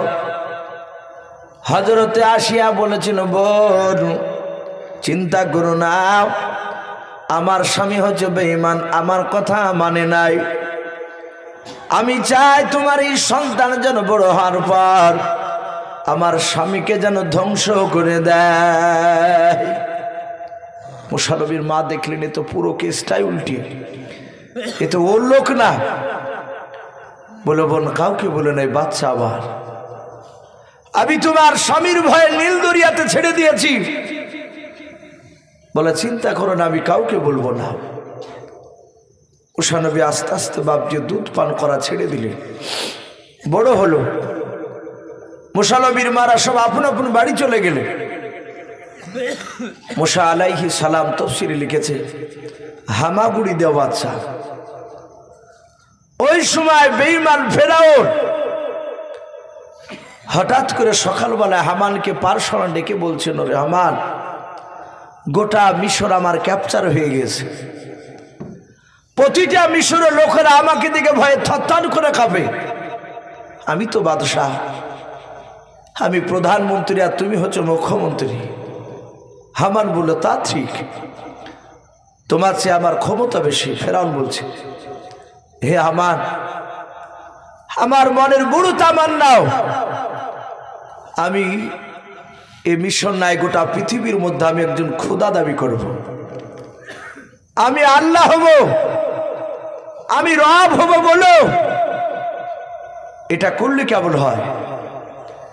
হামান বলল, বাদশাহ, এ তো আমি বললে শুধু একা হবে না, গোটা এলাকার লোককে মানা লাগবে। তাহলে আপনি রাজ দরবারে গিয়ে কথাটা তুলে ধরুন, লোকেরা কি বলে তাহলে বুঝতে পারবে যে আপনাকে চাইছে কি চাইছে না। খোদা বলে ফেরাউন বলে, আগামীকালকে সভা ডাকুন। সভা ডাকলো হামান। ফেরাউন প্রধান বক্তা, হাজার হাজার লক্ষ লক্ষ লোকের সামনে ফেরাউন বলে, আমি তোমাদের কাছে আল্লাহ দাবি, আল্লাহ ডাকতে শুনতে চাই, আমাকে আল্লাহ বলে ডাকবে কিনা বলো। ফেরাউনের দরবারে বাপজি তার শ্রোতাদের মধ্যে থেকে, প্রজার মধ্যে থেকে দুটো প্রজা উঠে বলল, হে বাদশাহ নামদার, আপনাকে আমরা খোদা বলে মানতে রাজি আছি, কিন্তু একটা শর্তের ওপরে। বলে শর্তটা কি? বলে ওই দেখেন একটা নদী দেখতে পাওয়া যাচ্ছে। বলে হ্যাঁ, ওই নদীতে পানি রয়েছে, নীল দরিয়া না, আর একটা নদী। ওই নদীর পানি আমি আপনাদের সামনে নয়, আপনাকে নিয়ে যাব সেখানে, হাজার হাজার লোকের সামনে আপনাকে বলবো এই নদীর পানিটা শুকিয়ে দাও। আপনি যদি হুকুম দিয়ে পানিটা শুকিয়ে দিতে পারে, আবার বলবো, এই বাদশাহ ফেরাউন সাহেব, আপনি আবার নদীতে পানি নিয়ে এসে দেন। আপনি আবার হুকুম করবেন পানি হয়ে যাও, কি পানি চলে আয়। যদি আবার নদী যদি ভরপুর হয়ে যায়, তাহলে জানবো আপনি আমাদের খোদা, আপনি আমাদের রব, আপনাকে আল্লাহ বলে মানব। ফেরাউন দেখলে তো ভারী বিপদে পড়ে গেল, এ তো সম্ভব নয়। ফেরাউন বলল, বন্ধুরা আমাকে আগামী কাল সময় দাও, আমাকে একটা দিন সময় দাও, আগামী কাল এসে তোমাদের কাছে কথাটা বলবো যে আমি পারবো কি পারবো না। সবাই চলে গেল,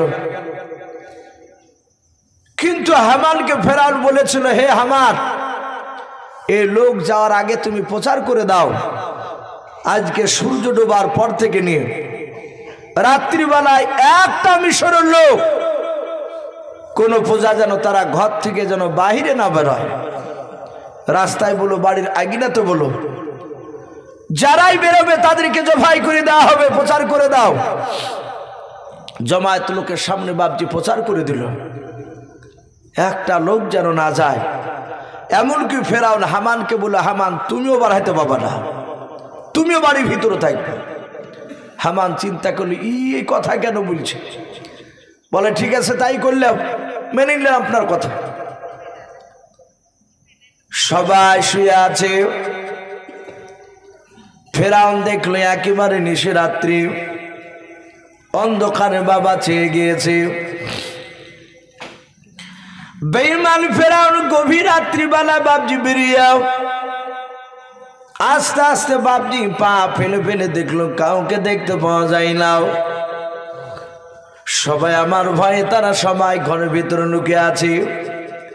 ফেরাউন বাড়ি থেকে বাপজি চুপে চুপে বেরিয়ে সোজা চলে গেল নীল দরিয়ার ধারে। ওই নীল দরিয়ার ধারে চলে যাওয়ার পর দেখলো বাপজি একটা গুহা রয়েছে, ছোট্ট একটা গুহা। ওই গুহার ভিতরে ফেরাউন বাপজি সেজদায় পড়ে বাবা আল্লাহ দরবারে কান্না শুরু করে দিল। বলুন সুবহানাল্লাহ। অনেক লোক বলে ফেরাউন আল্লাহকে মানত না, আল্লাহ আছে এটা বিশ্বাস করতো না, বলে না না এটা ভুল কথা। ফেরাউন জানে যে এক আল্লাহ আছে আমার মাথার উপরে, কিন্তু এই ফেরাউন বাপজি সেজদায় পড়ে কেঁদে কেঁদে বলেছিল, ওগো আল্লাহ আমার মনের তামান্না, আমার বড় মনের বাসনা, আমি গোটা পৃথিবীর মধ্যে আল্লাহ দাবি করব, গোটা মিশরের লোকেরা আমাকে যেন মেনে নেয়। যাতে বাপ যে এই কথা বলে বলে কাঁদতে শুরু করে দিয়েছে। আবার ফেরাউন ডাক দিয়ে বলেছিল, আল্লাহ আমি জানি তুমি আহুয়া আলা কুল্লি শাইইন কদির, তুমি সর্বশক্তিমান। ও আল্লাহ তোমার ইশারা ছাড়া গাছের পাতা পর্যন্ত লড়ে না। ওগো মাওলা আমার ইন্তেকাল করার পর তুমি যা আযাব দিবা আমি তাই মাথা পেতে মেনে নেব। ওগো আল্লাহ তুমি আমার মনের বাসনাটা পূর্ণ করে দাও। আমি তোমার কাছে মাওলা ফরিয়াদ করি, ওই নদীর পানিটা তুমি আমার তাবে করে দাও। ফেরাউন এ বলে বাপ যে ডোকরে ডোকরে কাঁদছিল, হঠাৎ করে একটা বাপজি আপনার মানুষের মতো হয়ে এসে লোকটা বাপজি তার পিঠে বাপজি হাত দিয়ে বলেন, ওগো বাদশাহ তাড়াতাড়ি সেজদা থেকে তুমি মাথা তোলো। ফেরাউন চমকে উঠে বলছে, ইয়া বাকে? মাথাকে তুলে বলে, এই বেয়াদব ভাই, আমি বলি না যে রাস্তার বাড়ির বাইরে যাকে পাওয়া যাবে তাকে জবাই করে দিব? এই তুই কেন এসেছিস সেখানে? তোকে এক্ষুনি জবাই করে দিব আমি লোক ডেকে নিয়ে এসে। ফেরাউনকে বললো, হে বাদশাহ আমি আপনার এলাকার নয়। বলে কোথাকার? বলে আমি মুসাফির, আমি একটা প্রশ্নের উত্তর জানতে এসেছি। বলে তুই যেখানে এসেছিস কেউ দেখেনি? আর লোকে জানতে পারলে আমি যে সেজদা করছি আল্লাহকে ডাকছে, জানলে তো আমাকে আল্লাহ বলে কেউ মানবে না।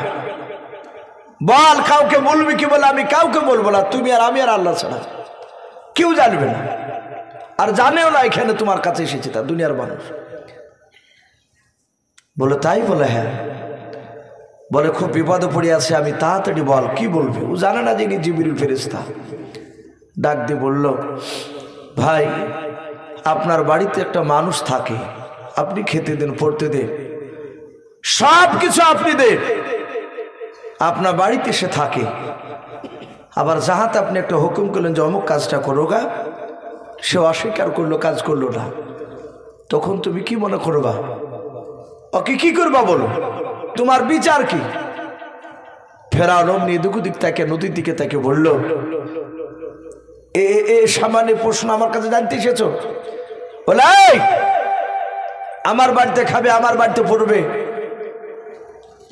আমার বাড়িতেই থাকবে, আর আমার কথা শুনবে না, আমার হুকুম। আমার মন বলে তাকে নিয়ে এসে নীল দরিয়াতে ডুবে ডুবে মারি তাকে।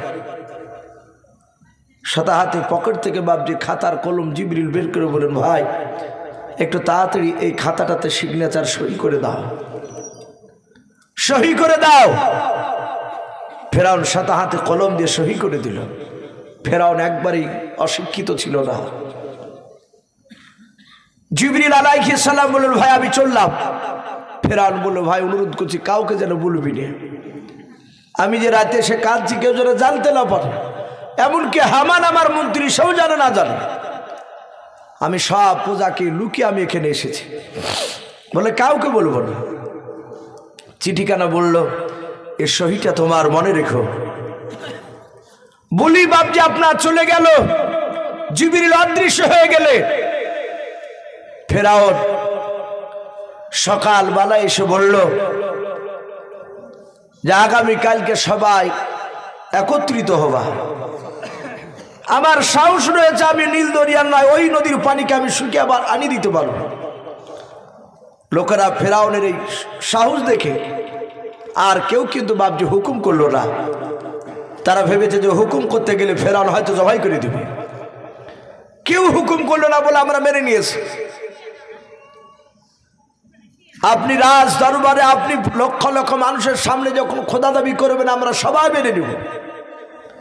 তার প্রজারা বলল, তার প্রজাদেরকে বাপজি জড়ো হতে বলেছে। এদিকে বাপজি ফেরাউনের বড় আশা, আমি তো যাই রাজ দরবারে, প্রায় মাঝে মাঝে আমার প্রজারা বলে যে আপনার ছেলেকে নিয়ে আসে, আমরা দেখব। আমি আজ নিয়ে যাব, আমি আল্লাহ দাবি করব, আমার ছেলে আমার পাশে বসে থাকবে, খুব আনন্দ লাগবে। ফেরাউন আসিয়াকে বলল, বিবি তুমি সুন্দর করে আমার ছেলেকে সাজিয়ে দাও। ভালো করে পোশাক পরে দেওয়া হলো। তারপরে বাপজি সেখানে নিয়ে গিয়ে মুসানবী পয়গম্বরকে ফেরাউনে ডান পাশে বাপজি বসে রেখেছে। কেতাবে লিখেছে ফেরাউনের মুখে বাপজি নাভি পর্যন্ত বড় বড় দাড়ি ছিল। আজ আমরা তো মুসলমান হয়ে অনেকে বাপজি দাড়ি রাখি না, কেটে দিই। মনে রাখবেন বাপজি, যারা দাড়ি নিয়ে কবরে যাবে, দাড়ি সুন্নাত তরিকায় যতটা দাড়ি রাখতে বলেছে, এখন দাড়ি 3-4 রকমের হয়ে গেছে। বাপ একটা দাড়ি হয়েছে রেখেছে মানুষ নামাজ পড়ে না, অথচ বড় দাড়ি। আর একটা দাড়ি আছে বাপজি ছোট ছোট, 1/2 ইঞ্চি 1.5 ইঞ্চি, ওরাও অনেকে নামাজ পড়ে না, আবার অনেকে পড়ে। কিন্তু দাড়ি বাপজি ওই ছোট ছোট রাখা চেয়ে চাইছে ফেলা শতগুণে ভালো। মানে চাইছে ফেলেও যায় পাপ, ও 1.5 ইঞ্চি রাখে সেই পাপ। দাড়ি এক মুষ্টির বাপজি নিচে রাখা যাবে না। হ্যাঁ, যদি আপনার দাড়ি না বেরোয় সেটা ভিন্ন কথা, কিন্তু দাড়ি বাপজি আপনার রাখতে হবে, দাড়ি ছাটা যাবে না। ওই 1.5 ইঞ্চি 1/2 ইঞ্চি করে। হ্যাঁ, খুব যদি বড় হয়ে যায় তখন আপনার সে মশলা আবার মুফতি সাহেবের সাথে আলোচনা করলে আগা এটা টুক ছাটার অনুমতি পাইলেও কিন্তু না কাটাটে উত্তম বলা হয়েছে। বাপজি আমার সোনা লালেরা, নবী বলেছেন যারা দাড়িবিহীন কবরে যাবে, যারা দাড়ি রাখবে না কবরে যাবে, কিয়ামতের ময়দানে তাদেরকে কবর থেকে বলা হয়েছে উঠবে যেদিন, তাদের মুখে 350 হাত লম্বা দাড়ি থাকবে। এত বড় বড় দাড়ি ফেরেশতারা তাড়াবে, আর তারা দাড়িতে পায়ে বাপজি ব্যাট বেঁধে পড়ে যাবে, আর পেছন দিক থেকে ফেরেশতারা মারবে। নবী বলেছেন যারা সুন্নাত তরিকা দাড়ি নিয়ে কবরে যাবে, তারা কবর থেকে যেদিন উঠবে তারা দাড়িবিহীন, বলুন আলহামদুলিল্লাহ, তাদের দাড়ি থাকবে না। আর দাড়িটা বাপজি একটা পুরুষের আলামত। মা বোনেরা যতই চেষ্টা করে বাপজি, তারা দাড়িকে চাইছিল, দাড়ি বাড়ায় না। হয়তো 1000-এ 2টা মেয়ের বাপজি দেখেন, কারো কারো মেয়ের দেখা যায় আসলি হয়েছে, আসলিতে 2-3টে করে দাড়ি হয়।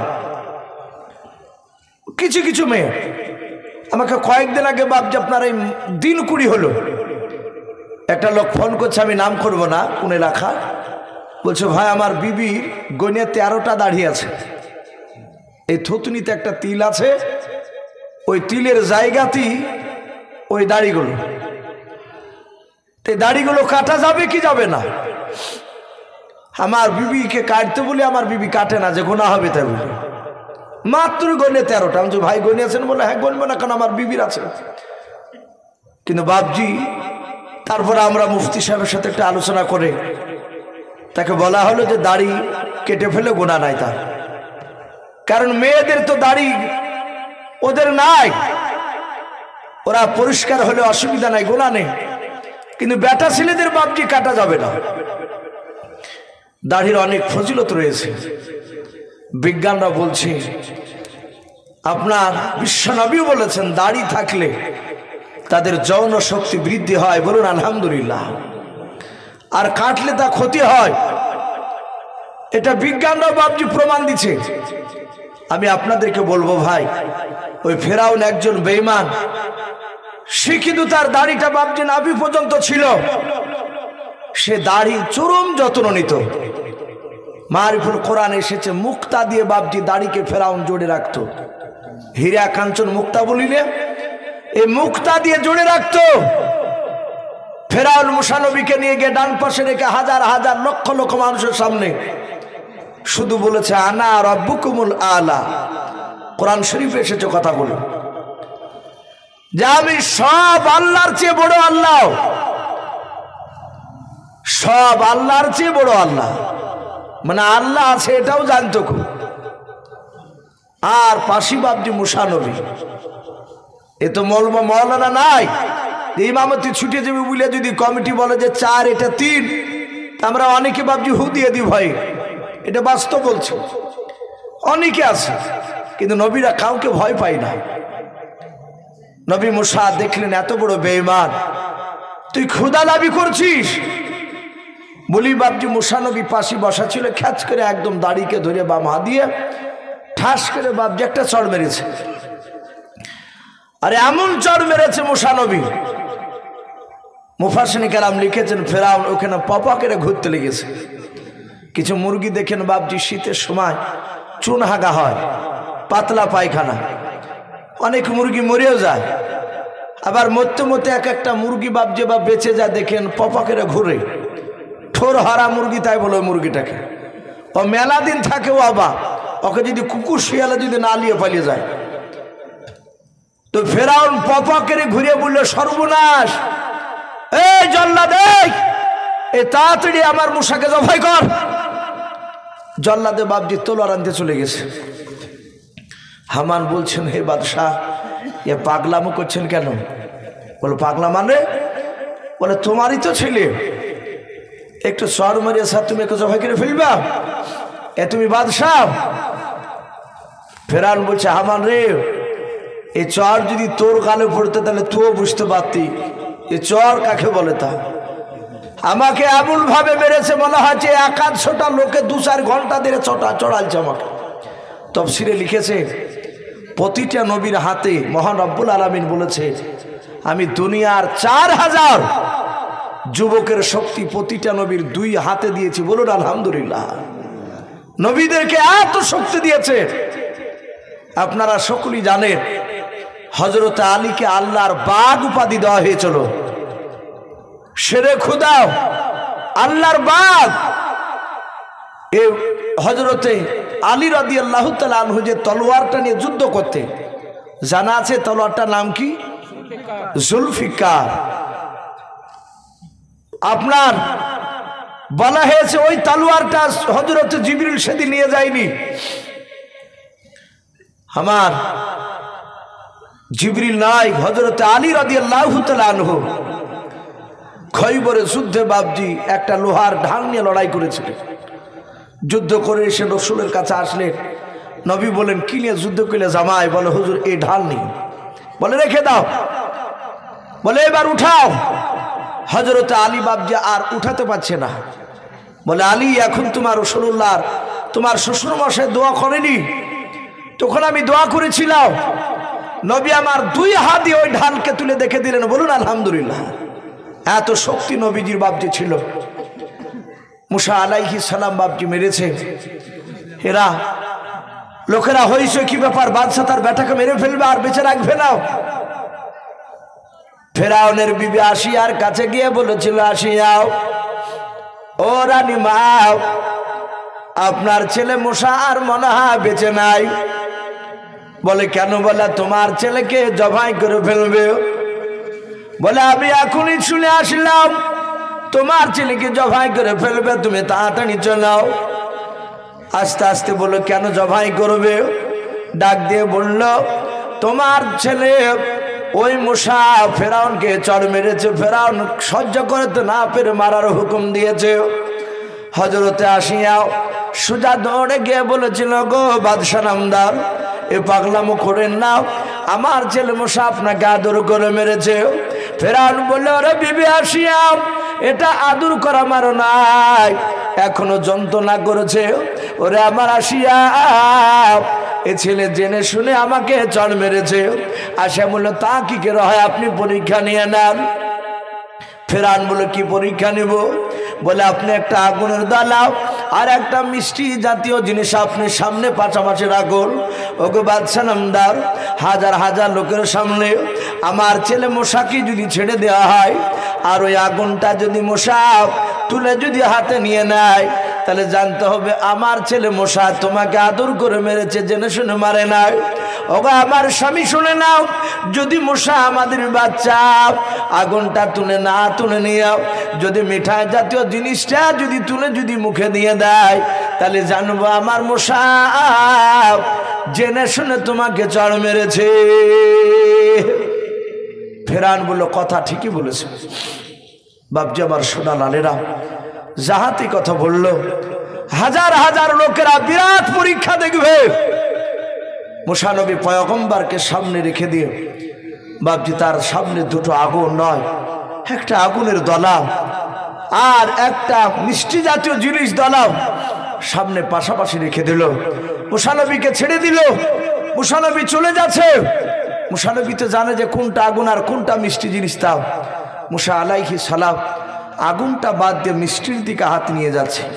ফেরাউন বলছে, এ বিবি আসিয়া, এ বিবি আসিয়া, দেখ দেখ, সাতাহাতে বাপজি আপনার জাহাতে বাপজি জল্লাদকে বলছে, জল্লাদ জাহাতে মিষ্টিতে হাত দিবে আর অমনি ধরাস করে মারি দিবে তলোয়ার গলায়, ওকে জবাই করে ফেলবা।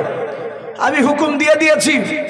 জল্লাদরা মুসা নবীর একেবারে ঠিক ওই মিষ্টি জাতীয়র কাছে এইভাবে তলোয়ার খাড়া করে নিয়ে বাপজি রেডি হয়ে দাঁড়িয়ে আছে, তুললি মেরে দিবে। সম্মানিত ভাইরা, আমার বাবাজি বোনেরা, মহান রব্বুল আলামিনের ফেরেশতা জিবরিল আলাইহিস সালামকে আল্লাহ ডেকে বলে, জিবরিল যাও, আমার নবী মুসাকে আমি বিখ্যাত নবী পর্যন্ত করব। বলুন আলহামদুলিল্লাহ। আমি ফেরাউনকে মুসার হাত দিয়ে তাকে ডুবে মারবো। সঙ্গে সঙ্গে বাপজি আপনার বলা হয়েছে, জিবরিল আলাইহিস সালাম মুসা নবীর হাতখানা ধরলেন। কেউ দেখতে পেল না জিবরিলকে। হাতটা ধরে বাপজি আগুনের কাছে নিয়ে গিয়ে মিষ্টির দিক থেকে হাতটা টেনে নিয়ে গিয়ে আগুনটাকে তুলে মুসা নবীর মুখে ভরে দিয়েছে।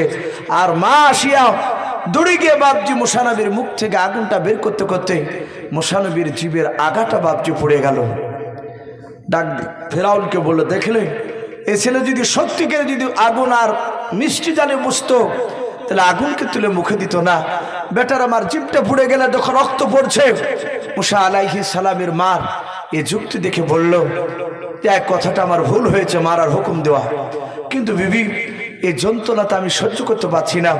কেতাবে লিখেছে ফেরাউনের মুসা নবীর এক চড়ের ব্যথাও এক নাই দুই নাই 12 বছর ধরে ছিল। বলুন আলহামদুলিল্লাহ, 12 বছর ধরে ব্যথা। ভাই রাত্রি প্রায় দেখেন প্রায় একটা বাপজি বাদ্য চলল। আমি আপনাদের সকলকে বলবো, নবীদের কথা শোনা মানে যে নবীদের কথা শুনলে মনটা একটু নরম হবে। তার সাথে হাতে বাপজি আমরা হয়তো এ নরম হলে হয়তো আল্লাহ রসুলকে চিনতে পারবো এবং 5 ওয়াক্ত নামাজ পড়বো। আমি প্রতিটা বাপজি ভাইদেরকে বলবো, আপনারা সকলেই এবং আপনাদের সাথে হাতে আমিও বলছি, এখানে যারা আছি সকলেই রব্বুল আলামিন আমাদের সকলকে যেন কোরআন এবং সুন্নাত অনুযায়ী আমল করার তৌফিক দান করুন। বলুন আল্লাহুম্মা আমিন, আল্লাহুম্মা আমিন। আর আমরা 5 ওয়াক্ত নামাজ পড়বো, বলুন ইনশাআল্লাহ। তো ভাই যাই হোক, আপনারা যথেষ্ট দানের হাত বাড়িয়েছে। হাবিবুর ভাই উনি বলছিলেন, ইসু ভাই খুব চাপাচাপি নাই, ইনশাআল্লাহ হয়তো মহাসেন সাহেব ওনাকে যদি আগে দিই হয়তো উনি আদায় করবেন, আপনাকে দিলে হয়তো আপনাকে আদায় করতে হবে। উনি আদায় করেছেন ভাই। শেষের বেলায় আমি আপনাদেরকে অনুরোধ করব ভাই, এক্ষুনি দেওয়া হবে। আমি প্রতিটা বাপজি ভাইদেরকে বলবো, মা বোনদেরকে, যার শেষ ভালো তার সব ভালো। আমি আপনাদের কাছে 2000 1000 বলবো না ভাই, 100 খান করে টাকা, 100 খান করে টাকা যদি 10টা মানুষ ভাই একটা একটা করে যদি দেন, 100 খান করে টাকা, কাছে না থাকলে একটু যদি ওয়াদা করে শেষের বেলায় ভাই চাপাচাপি না যদি দেন, আলহামদুলিল্লাহ। একটু ভাই আপনাদের জন্য একটু দোয়া করব। আসি ভাই, এই মসজিদের জন্য নাকি আদায়, মসজিদের জন্য কবরস্থান, মাশাআল্লাহ কবরস্থানের জন্য ভাই, যেটা আসল বাড়ি আমাদের সকলে দিয়েছেন ভাই। কিন্তু আবার বলবো, ইমানদাররা তারা খাজুর গাছের মতো, যত চাষবে তত বাবজি রস পড়ে। খাজুর গাছে যেরকম ইমানদার একবার দিয়ে বাবজি বন্ধ হয় না। এই দেখেন আরেকজন ভাই আমার 100 টাকা দিয়েছেন, বলুন মারহাবা, বলেন আরে তাকবীর, আল্লাহ তার 100 টাকা দানকে কবুল করুন। ভাই যাব না ভাই, আমরা দোয়া করব। আমি 10 জন ব্যক্তিকে একটু দেখতে চেয়েছি, যদি থাকেন তাহলে দেন, আর যদি না থাকে তাহলে বাবজি খুব চাপাচাপি নয়, একটু আসি। যদি কেউ মনে করেন যে 1-8 খান বস্তা সিমেন্ট দিব, তাও দিতে পারে ভাই। আসি, গোরস্থানে অনেক কাজ আছে, অনেকে জায়গা কিনে, অনেকে ঘিরে। বর্তমান গোরস্থান ঘেরা দরকার। অনেক জায়গায় দেখা যাচ্ছে কবরে বাবজি গরু ভরে দিচ্ছে চড়াইতে, দিয়ে কবরের ওপরে গরুতে লাজছে, পেছাব করছে। আবার অনেক সময় দেখা যায় আরেকজন বাবজি আমার 100 টাকা, আল্লাহ দানকে কবুল করুন, বলুন আল্লাহুম্মা আমিন। ওকে মা বোন, আমি আপনাদেরকেও দেখতে চাই, যদি কেউ মা বোন 100 খান টাকা যদি দেন, যদি না থাকে 50 টাকা দিতে পারে ইনশাআল্লাহ। আমি বলবো ভাই, কেউ একটু যদি মা বোনদের কাছের ওদিকে একটু সাইডে তাকালে একটু ভালো হয়, যদি 2-1 মা যদি দেয়। ওকে বোন, যদি আপনারা থাকেন তাহলে 2-1 জন একটু আপনারা একটু পাঠিয়ে দিবেন, দোয়া হবে ইনশাল্লাহ। আমি লম্বা ছাড়া করব না, ভেবেছিলাম যে 12টাতেই শেষ করবো। এদিকে যে ভিতর 1টা বাজতে চলেছে, আমি লক্ষ্য করিনি ভাই। আমি ভেবেছিলাম যে মনে হয় 12টায় কাছি কাটাটা আছে, 1টা প্রায় বাজতে চললো। 300 টাকা দিলে, হ্যাঁ কিনা 300 টাকা দিলে, মাশাআল্লাহ। আরেকজন ভাই আমার 300 টাকার দাতা, বলুন মারহাবা, বলেন আরে তাকবীর। এ বেনামিতে দেখো বান্দা কোথায় যে ছিলাও, আল্লাহ তোমার নাম শুনে দেখো 100 টাকা দিলাও।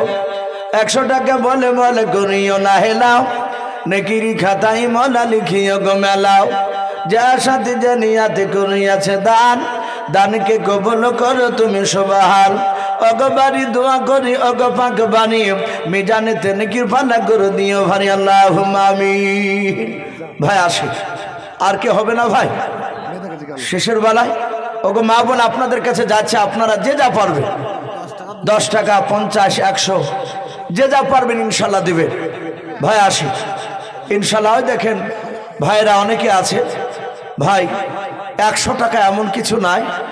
আপনি যদি একটা বন্ধ নিয়ে যদি একটা রেস্টুরেন্টে যান, আমার মনে হয় 100 টাকা থেকে বাবজি সেখানে বেরিয়ে আসতে পারবে না খরচ করে।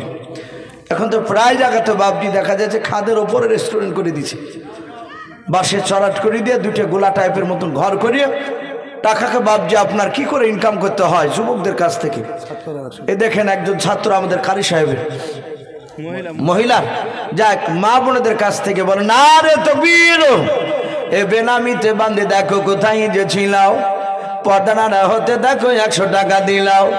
100 টাকা বলে মালা গুনিও না হেলাও, নেকিরি খাতাই মনা লিখিও গো মেলাও। অগো পাক অগো বাড়ি দোয়া করি, অগো পাক বাড়ি, মিজানেতে নেকির পাল্লা করে দিও ভারী। আমি পাপী গুনাহগার, দোয়া নাহি জানি, আর বেনামি মায়ের জন্য দোয়া করবে ফাতেমা জননী, আল্লাহুম্মা আমিন। ভাই আসি ইনশাল্লাহ দোয়া হয়ে যাবে। হ্যাঁ, যদি এখনো জালসার ঈদগাহের বাইরে যদি কোনো ভাই বাপজি যদি দাঁড়িয়ে থাকেন, ভাই বাইরে দাঁড়িয়ে না থেকে একটু ভিতরে আসলে ভালো হয়। এক্ষুনি দোয়া হবে ইনশাল্লাহ। নবী বলেছেন আর দোয়া মক্খুল ইবাদা, দোয়া হচ্ছে সমস্ত ইবাদতের মাগাজ। আমরা দোয়ার কাঙ্গাল ভাই, আমরা সম্মিলিতভাবে সবাই দোয়া করব। এখন তো প্রায় জায়গাতে দোয়ালিও বাবজি ঝামেলা চলছে। আমাদের ঘরের অনেক সন্তানরা তারা বাবজি কোরআন পড়া জানে না, কলেমাটা সঠিক করে বলতে জানে না, অথচ ইমামকে বলছে যে হুজুর এই মৌলভী সাহেব কিছুই জানে না। বলে কেন? বলে বেদাত কাজ করছে, ই জানে না, দোয়া কোরআন হাদিসে কোথাও নাই, আর এই দোয়া করে চলে যাচ্ছে। অথচ যে যে বলছে সে কোরআন পড়তেই জানে না। ভাই আমি এতটুকু শুধু চিন্তা করি, এই স্কুলের বাবজি জেনারেল লাইনের বই ক্লাস 8-এ যদি পড়ে, যে কোনো ক্লাসে পড়ুক না কেন, ওর ওই ক্লাসের কয়েকটা বই বাবজি বুঝতে গেলে কয়েকটা মাস্টার লাগে, লাগে না? ওই বইগুলোকে বাবজি বোঝার জন্য। আর এই জীবনে মাদ্রাসায় পা দিল না, এই 2-4 পাতা বাংলা হাদিস পড়িয়ে এসে বলছে যে আমি কোরআন হাদিসের পণ্ডিত হয়ে গেছি। অত সহজ নয় ভাই, কোরআন খুব কঠিন। বাংলা পড়ি যদি বাবজি আলেম হওয়া যেত, তাহলে এই 12, 13, 14, 15 বছর ধরে বাপজি ওই মাদ্রাসাতে বাপজি আর পড়ে থাকতে হতো না। তো ভাই কোরআন হাদিস খুব কঠিন। বড় বড় ইমাম আযম আবু হানিফা রহমাতুল্লাহ আলাইহ, ইমাম শাফি রহমাতুল্লাহ আলাইহ, ইমাম আহমদ বিন হাম্বল রহমাতুল্লাহ আলাইহ, ইমাম মালিক রহমাতুল্লাহ আলাইহ, এই দেখেছি কোরআন তাদের জীবনী পড়তে গিয়ে দেখেছি তারা হাদিসকে নিয়ে বাপজি গবেষণা করেছে। তারা এত বড় পণ্ডিত, অথচ বাপজি তারা বলেছেন আমি এটা বুঝেছি, এটা হয়তো ভুল হতে পারে আমার। এত বাপজি কোরআনের আয়াত হাদিসের ইবারতে এত কঠিন। এই জন্য বলবো ভাই, আমরা কোনো মাওলানাকে অপমান করব না, ইমামদেরকে। আমরা যদি দোয়া না করি চুপচাপ বসে থাকবে, আর যে দোয়া করছে তাকে বাধা দিবেন না। আর যারা দোয়া করছেন তাদেরকে বলবো ভাই, যে দোয়া করছে না তাকে আপনি গদ্দনি দিয়ে মসজিদ থেকে বাড়ি করে দিতে পারবেন না ভাই। তো যাই হোক, ইনশাল্লাহ মা বোনদের কাছ থেকে কিছু আসলো। 1020 টাকা হলো। সুবহানাল্লাহ বলুন, আরে তাকবীর। মা বোনদের কাছ থেকে 1020 টাকা, বলুন মারহাবা। আমি 1000 দেখতে চেয়েছিলাম, আলহামদুলিল্লাহ। মা বোনদের কাছ থেকে সবারই কাছ থেকে 1020 টাকা এসেছে শেষের বেলায়। বাপজি আপনারা বেশ কিছু আপনারাও দিয়েছেন। আল্লাহ সকলের দানকে আল্লাহ কবুল করুন, বলুন আল্লাহুম্মা আমিন, আল্লাহুম্মা আমিন। ভাই দোয়া হবে, আমরা সকলে একবার দুরূদ ইব্রাহিম পড়ি না। আল্লাহুম্মা সাল্লি আলা মুহাম্মাদি ওয়া আলা আলি মুহাম্মাদ কামা সাল্লাইতা আলা ইব্রাহিম ওয়া আলা আলি ইব্রাহিম ইন্নাকা হামিদুম মাজিদ। আল্লাহুম্মা বারিক আলা মুহাম্মাদি ওয়া আলা আলি মুহাম্মাদ কামা বারাকতা আলা ইব্রাহিম ওয়া আলা আলি ইব্রাহিম ইন্নাকা হামিদুম মাজিদ। সাল্লাল্লাহু তাআলা আলাইহি ওয়াসাল্লাম। ভাই আমরা শেষের বেলা একবার তওবা করে নিই। আস্তাগফিরুল্লাহ রব্বি মিন কুল্লি যামবি ওয়া আতুবু ইলাইহি লা হাওলা ওয়ালা কুওয়াতা ইল্লা বিল্লাহি আলিয়্যিল আযীম।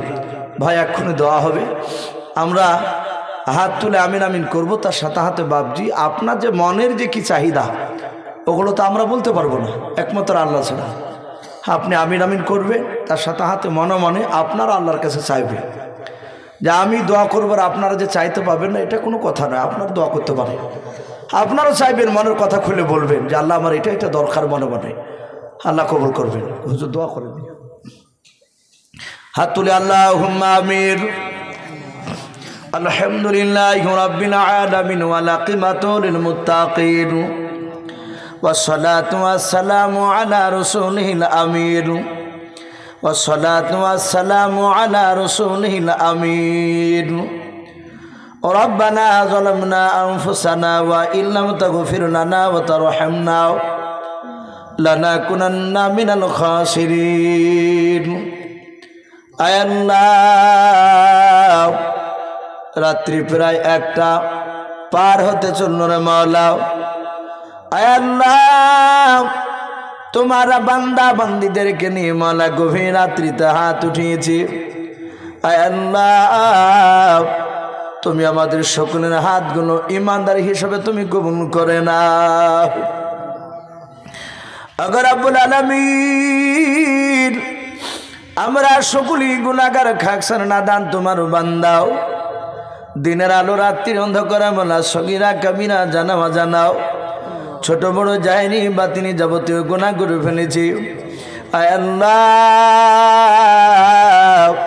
তুমি আমাদের সকলের জীবনের যাবতীয় গুনাহগুলো তুমি মাফ করে দাও।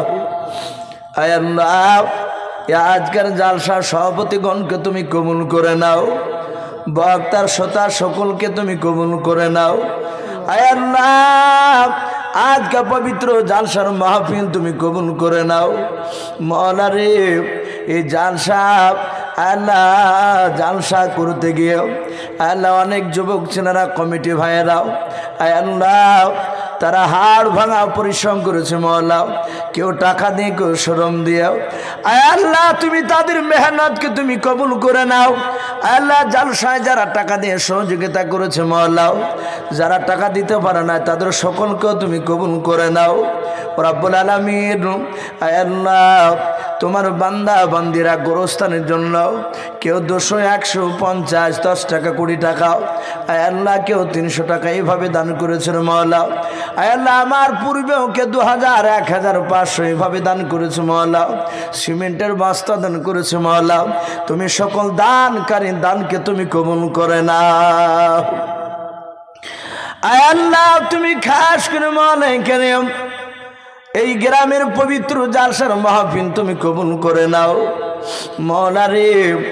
আয় আল্লাহ রব্বুল আলামিন দেখো তোমার বান্দা বান্দিরা আমিন আমিন করেছে রে মওলা। কার আব্বা নাই মা নাই মওলা, যাদের আব্বা নাই মা নাই তুমি তাদের আব্বা মার কবরে আযাবগুলো তুমি মাফ করে দাও। আল্লাহ আমাদের কার দাদা দাদি নানা নানি চাচা চাচি আল্লাহ আমাদের অনেকের আত্মীয় স্বজন চলে গিয়েছে মওলা। তুমি আমাদের সকলের আত্মীয় স্বজন কবরে আযাবগুলো তুমি মাফ করে দাও। আল্লাহ আল্লাহ মওলা কারীমের 9 মাইল এই কুলবনিয়া গ্রামে আল্লাহ তুমি রহমত বর্ষণ করো। আল্লাহ গ্রামে তুমি রহমত বর্ষণ করো। আল্লাহ গ্রামের প্রতিটা মাঠে তুমি রোজের আজকারা তুমি বরকত দাও। আল্লাহ আমাদের হুজুর বসে আছেন চন্দ্রহাট মাদ্রাসার কারি সাহেব। আল্লাহ আল্লাহ কারি সাহেবকে তুমি যোগ্য ইমাম হিসাবে কবুল তুমি করে নাও। মাদ্রাসার যোগ্য শিক্ষক হিসাবে তুমি কবুল করে নাও। আল্লাহ এখানে হাবিবুর মাওলানা আছে, আরো কয়েকজন মাওলানা রয়েছে মওলা। এখানে তলবুল ইলম শুদ্ধ রয়েছে মওলা। তুমি তাদের সকলকে তুমি দিনের দায়ী হিসাবে তুমি কবুল করে নাও। আয় আল্লাহ খাস করে মওলা কারীম এই গ্রামে তুমি রহমত বর্ষণ করো। রোজের আজকের তুমি বরকত দাও। এই গ্রাম থেকে যত মাইয়াত কবরবাসী হয়েছে মওলা সকল কবরবাসীর কবরে আযাবগুলো তুমি মাফ করে দাও। আয় আল্লাহ সারা বিশ্বের মুসলমানকে তুমি হেফাজত করো। সারা বিশ্বের মাদ্রাসা মসজিদকে তুমি হেফাজত করো। আয় আল্লাহ সারা বিশ্বের মুসলমান যত কবরে চলে গিয়েছে সকল মুসলমান মাইয়াতের কবরে আযাবগুলো তুমি মাফ করে দাও।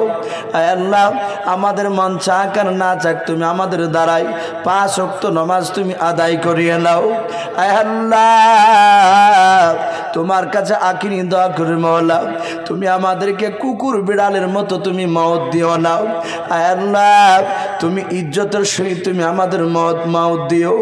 আয় আল্লাহ মওতের সময় কলমা লা ইলাহা ইল্লাল্লাহু মুহাম্মাদুর রাসূলুল্লাহ সাল্লাল্লাহু পড়তে পড়তে যেন দুনিয়া থেকে বিদায় নিতে পারে সেই তুমি তৌফিক করে দিও। আয় আল্লাহ এই দোয়াটুকু নবীর ওসিলা করে বলি কবুল করে নাও।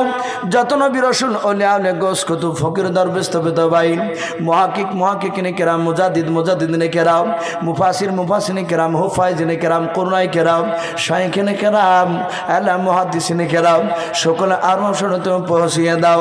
সুবহান রাব্বিকা রাব্বিল ইজ্জাতি আম্মা ইয়াসিফুন ওয়া সালামুন আলাল মুরসালিন ওয়ালহামদুলিল্লাহি রাব্বিল আলামিন।